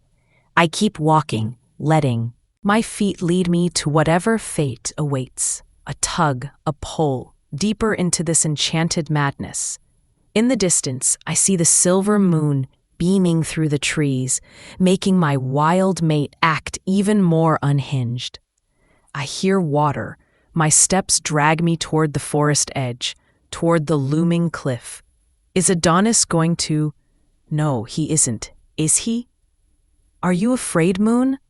His voice echoes, making my breathing speed up. "No," I lie. "Yes, well, maybe a little. Such a brave little thing." Walking toward her deranged alpha mate. "If you obey, I might even let the wolf have his treat," he taunts, voice colored by something not quite human. He's in his wolf form, and it's that beastly side talking. Oh hell, he's lost control. I've only met his wolf once, and the memory is all feral heat and sharp teeth. But here he is, speaking clear as day in my head, making me swallow hard. "Yes," I squeak. "What?" I gasp, shocked. And he just keeps chuckling. "All these weeks Adonis spent spoiling you have only deepened our bond," he says, all smug. Oh my. You drive me insane, Moon. I want to mark every inch of your skin, possess you, hear you scream my name. He breathes, making goosebumps race up my arms. Suddenly, a sharp claw tears the back of my dress, skimming my skin. I hiss, the dress pooling at my feet. I turn, arms clamped over my chest, but he's gone again, just shadows and laughter. He loves tormenting me, and the truth is, I kind of love this game, too. Much better without your clothes, don't you think? My gorgeous queen, all for me. Drop your hands, let me see you, he orders. My hands fall, slow, my skin prickling as I scan the gloom. My chest rises and falls with shaky breaths. It's so dark I can only barely see what's ahead, half blind. He knows it excites me even more. Let me see you, Adonis. Please, obey. What do you want? I whisper. Strip for your king. Bend and slowly slide that last scrap down those long legs. I want to see everything that's mine, he commands, hunger in every syllable. I swallow, do as he says, drag my thong down and toss it to the forest floor, then bend at the waist, the night air cold and sharp against all my exposed skin. My face flushes deep as I realize I'm entirely, deliciously on show for him. He groans, the sound making my nipples tighten painfully. Such a pretty little treat, he growls, snuffling the air. And you smell absolutely divine. I yelp as he growls louder, hands snapping up to cradle my breasts as I bolt through the trees, straight into a dead end. The cliff. I hear him behind me, crashing through leaves and branches, those massive paws closing the distance. I reach the edge, stumble, then dart toward a boulder. Bam. A hand clamps down on my neck, pinning me hard against the cool rock. Adonis. Yes, baby girl, he murmurs, hot and heavy. He pins me and I arch my back, desperate, rubbing myself against the heavy, unmistakable outline straining between us. Adonis, please. I can't stand it any longer. Little human, I'm quaking with all that pent-up hunger. He spins me around, lays me on the flat stone. I turn my dizzy head, sea crashing below, but I'm not afraid. I lock eyes with him. He's wild, hair a mess, eyes fever bright, lips curled back from sharp canines as his gaze devours my naked skin. Gripping my thighs, he spreads me wide, fingers dipping between my folds, toying with my swollen, needy pearl. Adonis, I whimper, shoving my legs up, spreading them even more. Offering myself. I'd do anything, beg, crawl, bite, if that's what it took to have him fill me, claim me, bite me. Bite me, Adonis, please, pant, plea. My body bows off the rock as he plunges his fingers deep. My legs tremble violently as he squeezes my breasts, his mouth latching onto that aching bundle of nerves, sucking, making me sob. He lifts his face, still moving inside me, and kisses every inch he can find, my body a live wire, nearly breaking beneath the pleasure. He presses my thighs flatter, mouth lowering again, lapping and feasting and making delicious obscene noises that drive me insane. I grind against his face, clutching his hair, desperate for release. My core tightens, ready to snap. Adonis, the word falls out, breathless. I gasp as he bites, right at the top, my whole body seizing up, the pleasure so sharp it leaves me near mute, mouth open, silent. He bites again, this time inside my thigh, and I unravel completely, back arching. Breasts pushing up, I'm quivering, clenching, completely. Undone. His hand glides up, pushing me down as he bites the other thigh. Another trembling wave.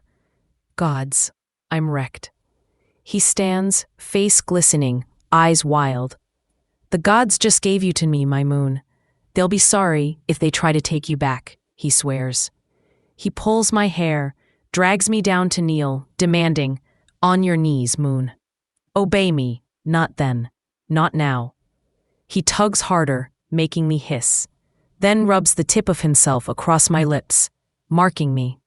I open eagerly, and he slides in, thick and hard, hitting the back of my throat and making me gag. My eyes flutter closed. Eyes on me, I want to see you, he growls, hands firm on my head, moving my mouth to his rhythm, hips rolling and groans escaping as he watches with those wild, glowing eyes. Tears spill. Spit drips down my chin and thighs as I stare up at this glorious titan coming undone. You look so good with my king deep down your throat. My perfect little queen.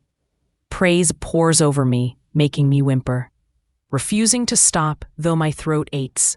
Play with your pretty nipples, I know how much you love it. My hand trails up, pinching and pulling, my core clenching, pleasure rising, his open mouth pants making my head swim. His gaze burns into me. I try to keep my eyes open, even as they threaten to roll back, because the way he looks at me is enough to make me want to fall apart again. His eyes blaze impossibly bright. I can't breathe. He shudders, moans, and I feel his heat spill down my throat, overflowing and dripping.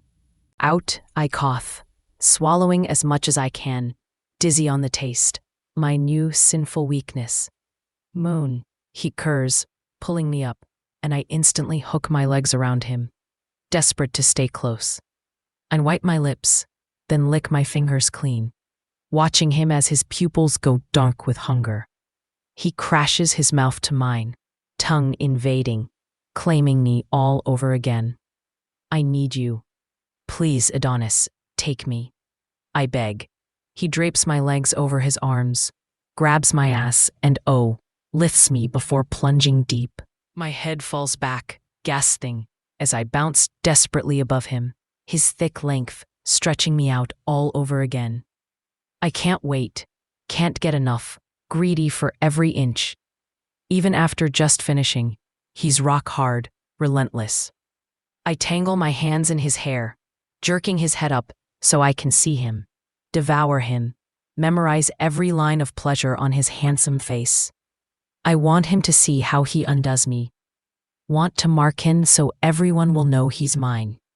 I'm a mess, a slick, wet, noisy mess. The sound of us echoing low and dirty through the air, joined by the crash of the water and his animal, needy sounds. He licks my neck, pulls my hair, arches me against him as he thrusts hard, his other hand gripping my ass as he pounds into my slick heat. He mouths and suckles each breast, then sinks his teeth into the left, marking me for good. I scream and fall apart. That's my good girl, making those beautiful sounds for me, he murmurs, licking the wound closed, then repeats it on the other side. My breath stops, my vision blurs as I feel another wave burst, soaking us down to his belly and thighs. Oh God, Adonis. Oh fuck. Oh, I'm coming again, I can't. My body trembles violently, yet another climax wrecking me. I've never known such pleasure. I think I'm addicted to his marks now. Such a wicked queen. Soaking me like that, he growls, slowing the pace to a deep, rolling rhythm, wrapping me safe in his arms, cocooning me, kissing my temple. I need you to come for me, one more time, my angel. I shake my head, tears streaming, overwrought by pleasure, overwhelmed by the storm of emotions, love, need, adoration, coursing through me, especially now that he's marked me again and again. I can hear his thoughts, feel his heart and his pain, his soul open and raw to me. It's almost too much, so rare, so beautiful. How could I ever have doubted this? I sob, Adonis, I can't. Yes, you can, and you must, he groans, rolling deep inside me. My nails scratch down his back as I hold on, the coiling feeling in my belly blooming one more time. A new one, different, blinding. He doesn't stop, his deep, perfect strokes pushing me to the brink. Pulling my hair so he can see my face, he whispers, so beautiful, so perfect, and kisses my salty, trembling lips. His gaze holds mine, unwavering, loving me. Reassuring me, seeing every tear but making me feel even stronger. I love you, Moon, with everything I am. When the gods wipe out all the world and time itself ends, even then I will love you, want you, claim you, now, forever, for every lifetime. Another sob racks me and he cradles my head, shifting the angle, his thrusts slow, impossibly deep. I feel him deep in my soul, each motion connecting us. He leans to whisper, I'll find you in every lifetime, beautiful one.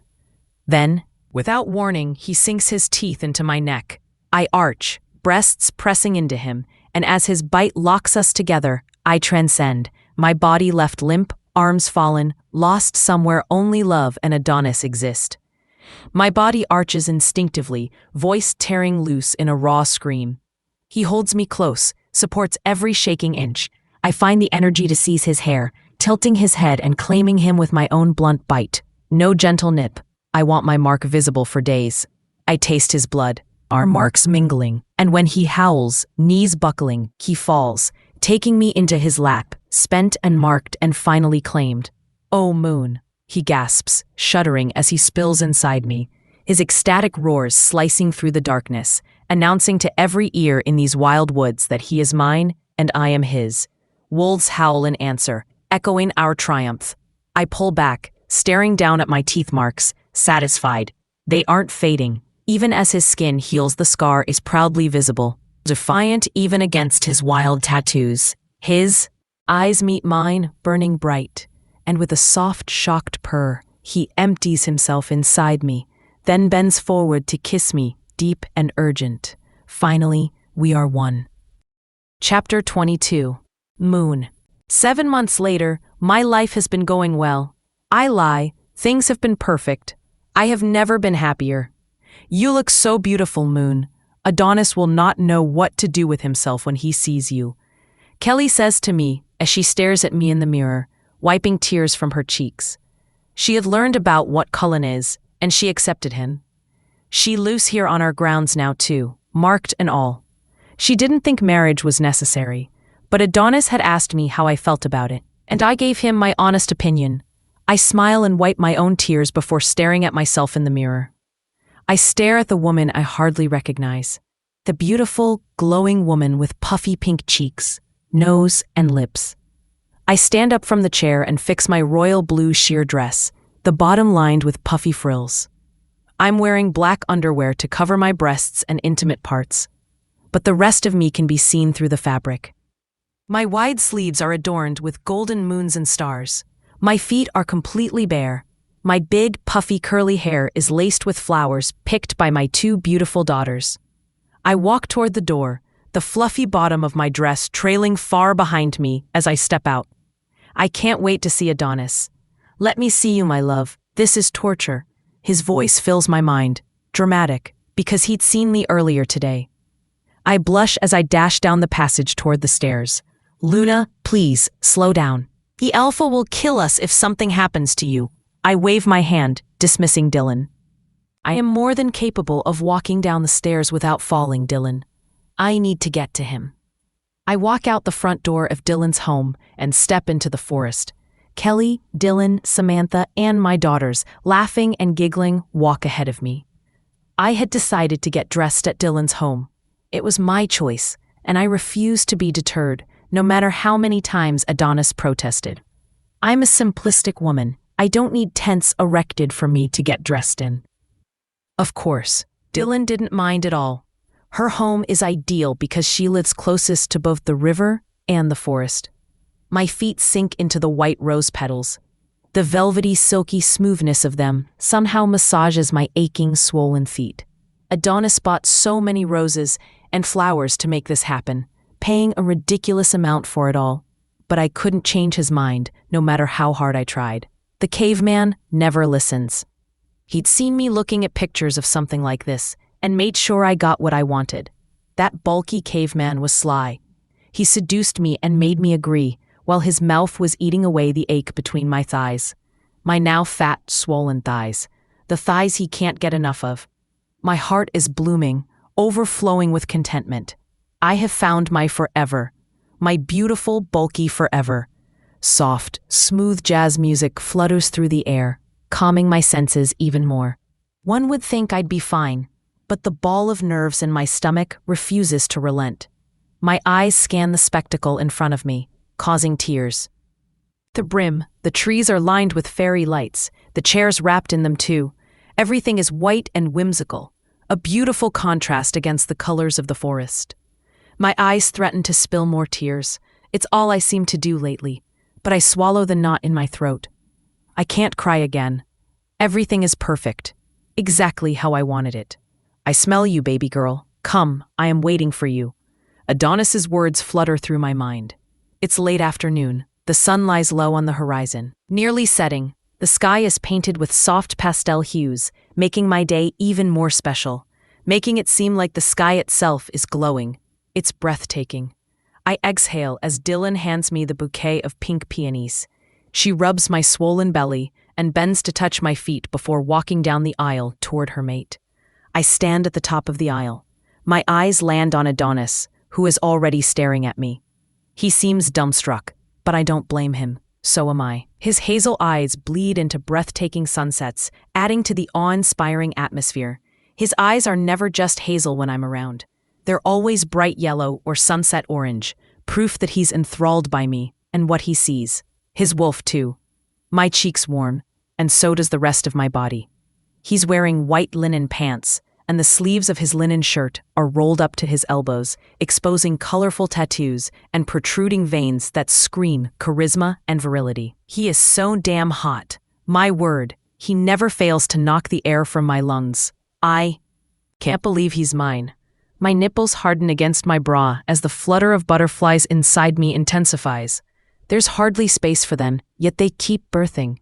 Their wings flutter, brushing against my belly, my heart, my breasts, and between my thighs. He growls, causing everyone to quiet down and turn to look at me. Come here, or I'll fetch you and mess this up. I giggle at the possessive caveman and roll my eyes, a feral glint in his gaze.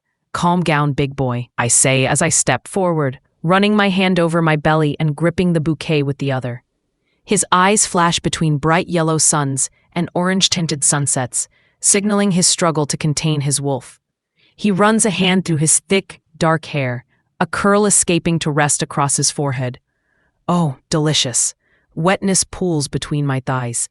His head tips back as he sniffs the air, then grins at me. I know he smells my arousal, and I know he plans to rectify my situation later. I walk to him, not caring that I should be slowing down or waiting to be announced. Everyone already knows I'm here. What more do they need? Adonis growls and storms up the aisle to meet me halfway. He wraps his arms around me and kisses my lips, my cheeks, my forehead. His hands find my belly, gently lifting it to ease the pain in my back, something he always does to support me. He stares into my eyes, and I blush, wiping the tears streaming down his cheeks. Then he does something that leaves me speechless. Everyone gasps as he bends and touches my feet, something an alpha isn't known to do. He stands and whispers in my ear, "Later, I'll do more than just touch them." I blush, knowing exactly what he means. Adonis loves sucking on my toes while massaging my feet, or making love to me, or even when we're driving somewhere. Every time, it leaves me sopping wet. You look breathtakingly beautiful, my love. Kiss. So perfect. Kiss. And all mine. Then he places my arm over his and wraps his free arm around me, leading me down the aisle and letting me rest most of my weight on him. Come, we need to get married. I can't wait any longer, he says to the priest as we stand before the entire community. He grabs my hands and stares down at me, completely mesmerized. I barely hear the priest as he speaks. I barely notice anyone else as we exchange vows, as we exchange rings. I cried, despite trying not to, and my husband kissed and wiped my cheeks, whispering over and over how beautiful I am, how much he loves me, how happy he is that I'm his wife, and that I'm carrying and creating our twin sons. The sons we made the night he was deranged, the night we marked each other on the cliff. I wasn't surprised they were twins. Their father is a beast. I was surprised they weren't more. And although I freaked out when I learned I was pregnant, he was there, constantly reassuring me that he wouldn't leave, that we'd be okay, that I would be okay. Adonis doesn't wait for the priest's permission to kiss me. Why? Would he? He's the king. Our souls were already tied. We're only doing this because I asked. I wanted to do things the right way this time, with a man who truly and completely loves me, with not just his heart, but his soul and mind too. Adonis grins and wraps his arms around me, running his hands across my body. He gently pulls me close, careful not to squash my protruding belly. He runs his thumb across the skin in front of my ear as he stares into my eyes before kissing me. A kiss that curls my toes. A kiss that solidifies our union. Again. The kiss of a lifetime. He's worshipping me with his tongue, his breath, his caresses, reassuring me that this is forever. And I believe him, because I feel it. I feel that he will never disappoint me, never leave me, never make me doubt his love. Cheers erupt, cameras snap, the wolves howl. Flower petals rain from the sky as the pack celebrates. Mars and Solar run around us, jumping with joy and cheering with everyone else at the King and Queen's second union. You will never escape me now, he chuckles, hearing my thoughts, and I smile up at him. Chapter 23, Moon. Adonis leads me down the aisle and toward the river. I had told him I was getting hot, so he led me to the cool stream. Everyone follows us, jumping into the water. Adonis's never-ending smile is spread across his handsome face as he steps into the river and helps me in. I yelp as he picks me up. I wrap my legs around him in the water, my massive belly cradled between us. His hands knead my ass cheeks as he supports my weight. He immerses us completely in the crystal clear, soft water, only our heads sticking out. He captures my lips with his. I run my hands through his hair, wetting it as I kiss him back. The feeling of the soothing water trails across my body, instantly cooling me down and easing the ache in my back, legs, and feet. We often come here to cool off. I love it. I told him it felt like the stream was magical, that it was something more than just water, and he had told me it was known for its healing and soothing capabilities. It is magical, just like this place, just like him. He walks out of the river with me in his arms, then puts me down. Then we dance our first dance as a married couple. My husband cradles me in his arms, holding my heavy belly while I melt against him. I stare at my ring, unable to take my eyes off it. It's so beautiful, a gorgeous princess-cut black diamond surrounded by smaller diamonds, all nestled on a thin platinum band. I love it. Simplistic, just the way I like it. I love you, he whispers in my ear. I can't wait to have you tonight. I look up into his beautiful eyes. I love you, I tell him. Our suns start kicking, the wild tosses and turns causing my stomach to contort. Adonis chuckles as he feels them protesting. They kick their father's hands as he dances with me. I've always wanted a son. I just never thought I'd be blessed with two. I didn't think the divine would allow me the privilege to ever create them. Then again, I didn't think I'd ever be loved like this. Adonis chuckles and gently caresses my belly. He bends down to his knee to speak to his sons, something he often does. They love it. I haven't forgotten about you, my sons. I am here, and I love you. Your mother and I got married today, so I'm spending time with her, but I will always be here for you. My heart swells as he stands up. The babies are going wild in my stomach. They need to calm down. My goodness. What the fuck is happening here? My blood runs cold. No. No. No, Adonis growls as he turns around. My eyes land on a drunk Justin, standing there, looking at us. My hand instinctively goes to protect my belly. Who the fuck is that? And why didn't you tell me you were getting married? That you're pregnant? Does he know I'm your ex? He looks to Adonis. Do you, cunt? My head whips around to find Mars and Solar, but I see Kelly and Dylan have already started leading them away, far from this catastrophe. Why does this man always have to ruin everything? Adonis storms toward Justin and grabs him by the throat. Lifting him into the air, Justin protests, profanities flying out of his mouth as his face starts turning red.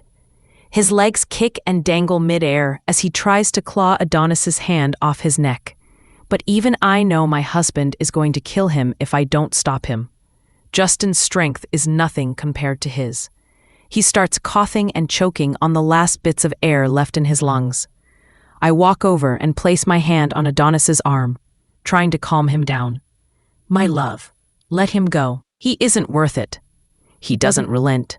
Adonis, please, I plead. His jaw feathers before he looks at me. His eyes are bright yellow, like the sun, signaling his wolf is in control. The pack moves closer, but Adonis growls and they stop, knowing their alpha is more than capable of handling this. My eyes brim with tears. Adonis's eyes soften before he growls and throws Justin to the ground. Hard. I hear something break, causing Justin to cry out in pain. He cradles his broken arm as he flashes his blunt teeth at a predator. If only he knew what he was up against. If only he knew how much danger he's in. You will not speak to my wife like that.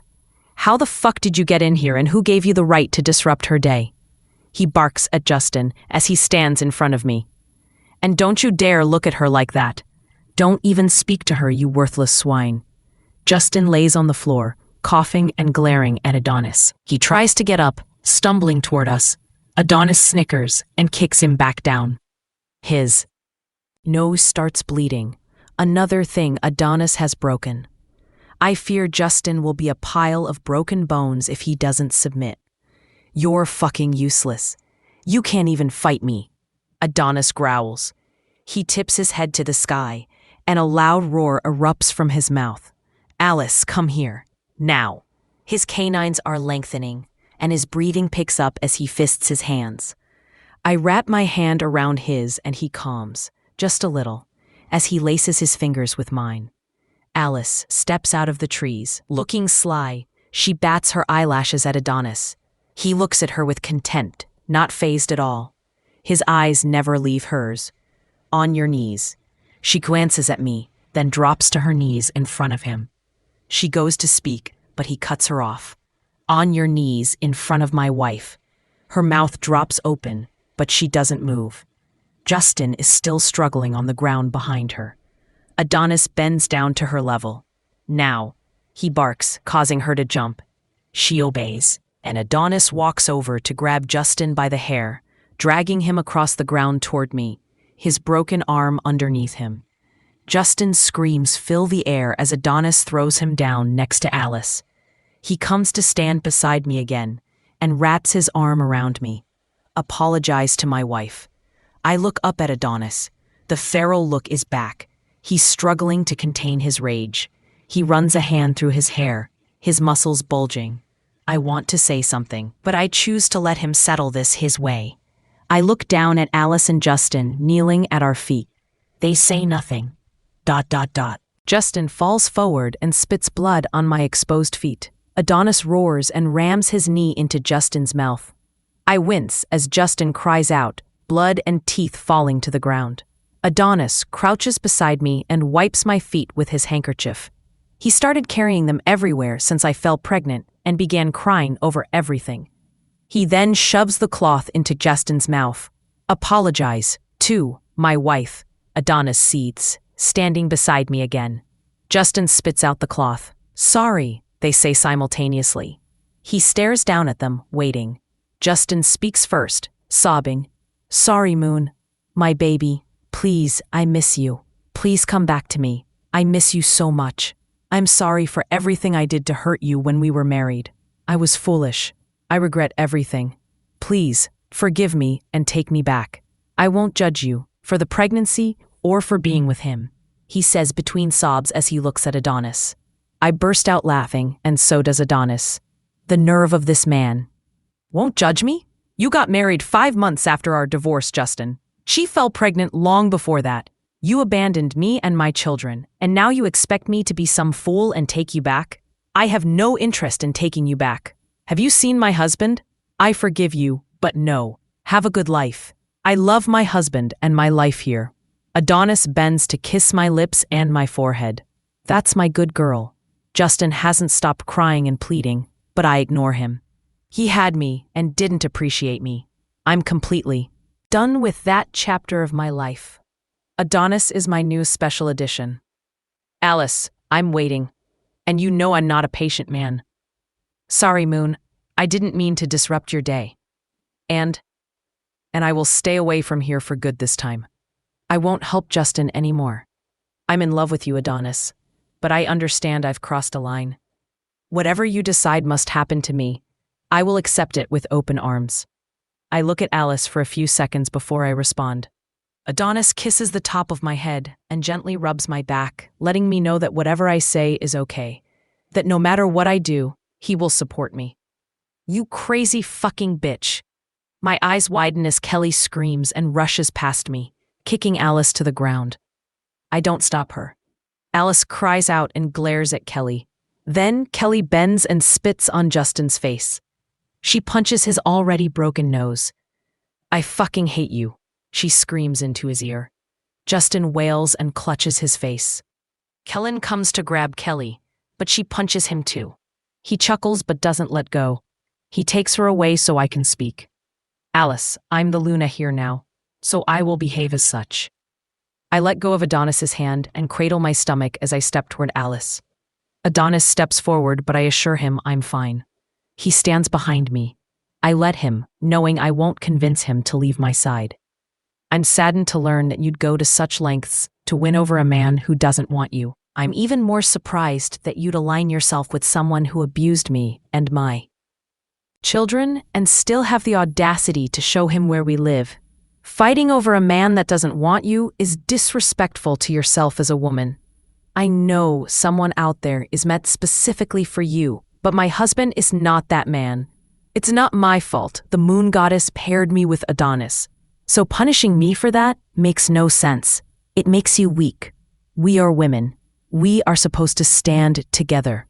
We're supposed to help each other in this dark world filled with men like him, I say, pointing to Justin. Alice starts sobbing. From now on, you are never to return here. As you can see, my husband is barely able to contain himself. I could never live with myself if I witnessed your death. Find your partner, Alice. Leave mine alone. Be happy, but do not bring your toxicity back onto my land. I will not stop Adonis next time. I can assure you of that. My eyes turn to Justin, and the same goes for you. You are a terrible man, and you do not deserve to see my daughters anymore. They're better off without you. Moon, please. I'm done. There's nothing more to say. I turn around. My husband smiles down at me, and we walk away from the two broken, pathetic people who never bothered us again. Night falls, and we dance and feast and laugh with our pack. Eventually, Adonis sneaks me away and makes love to me under the full moon, its light shining through the windows of my sunroom, a perfect little hideaway he built for me with his own hands. My wedding gift. My perfect escape, filled with books and plants and teapots, and everything else I love. I am content. I am happy. The moon goddess has blessed me with an amazing man. I will forever be grateful. The end.